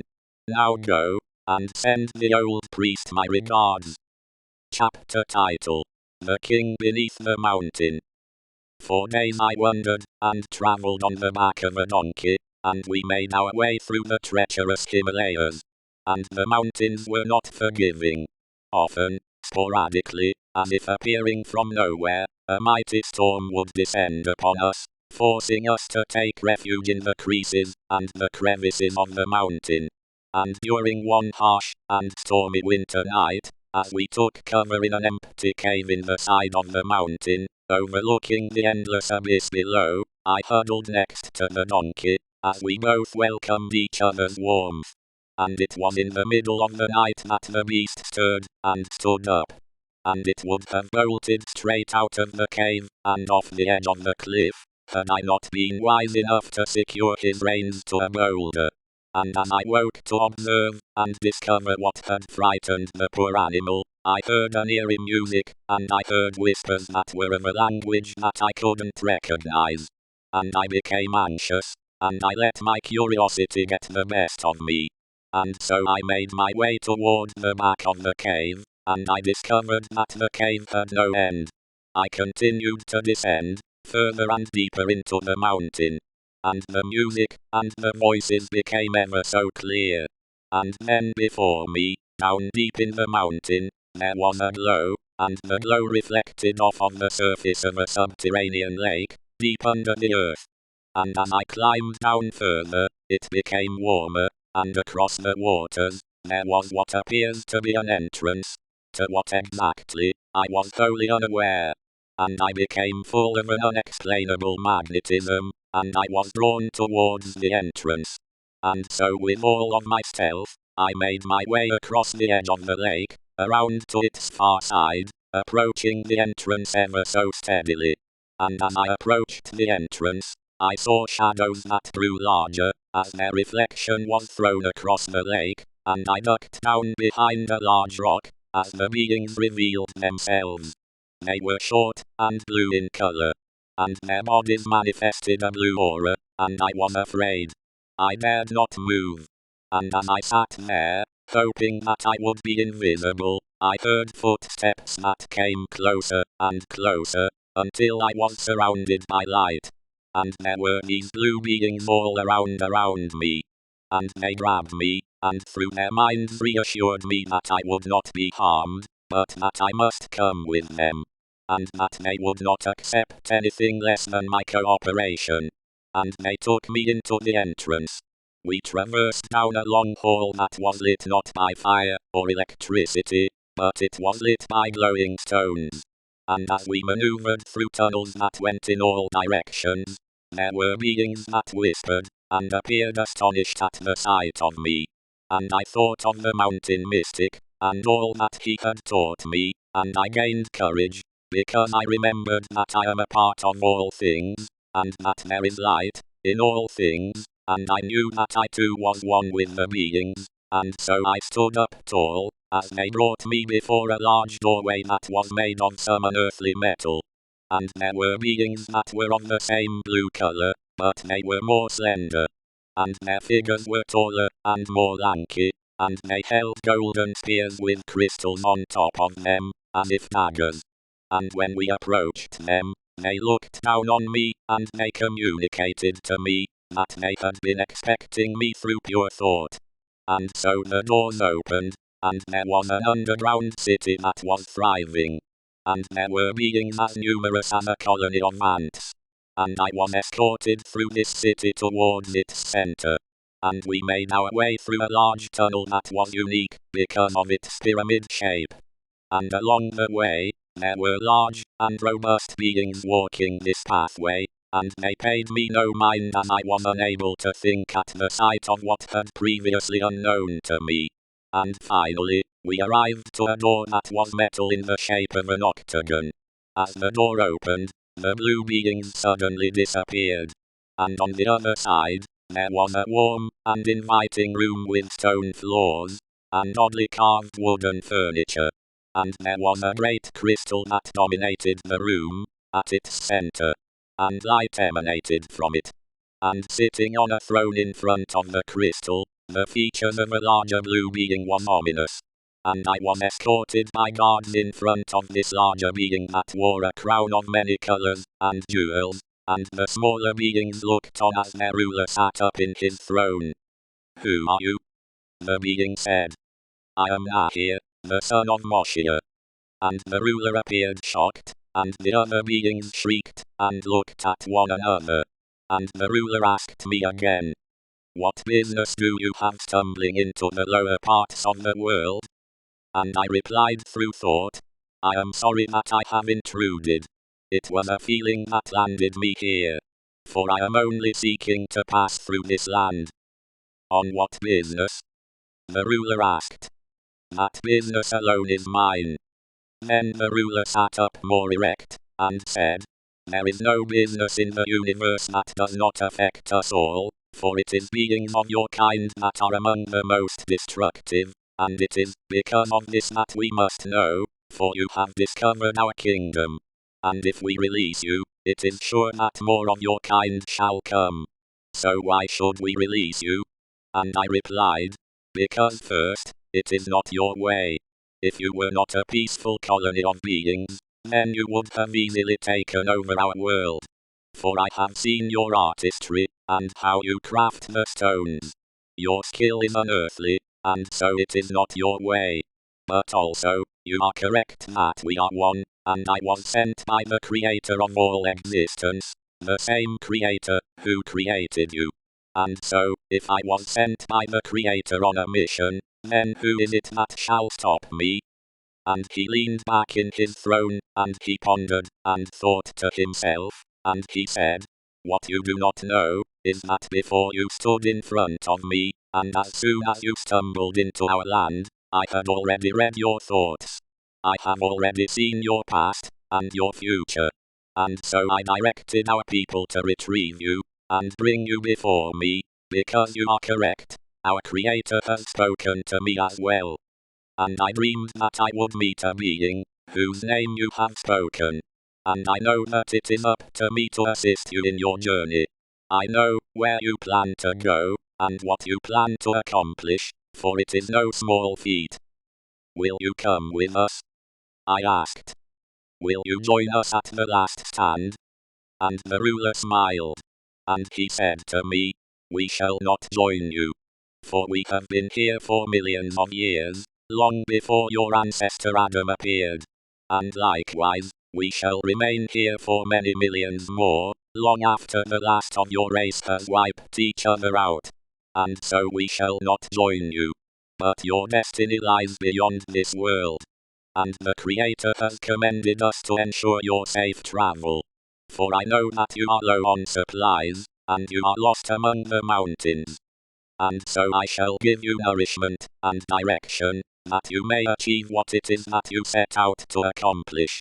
About 1 day north of here, there is a place called Shambhala. And there is a crystal tower in a valley that you shall find. And in that crystal tower, there is another being that is greater than even I, and that being I sense is expecting you. And it is there that you shall receive what is destined for you to receive, so that you may continue on the final leg of your journey. So that you may complete what is for you, and only you. Your father was a great man. Often because of his pureness of heart, he was receptive to many of our thoughts. I sense that purity in you. And there shall be many who shall be saved because of you. And while your journey is not ours to make, we shall wish you well, and we shall give you a gift that shall aid you. And one of the smaller beings handed me a stone.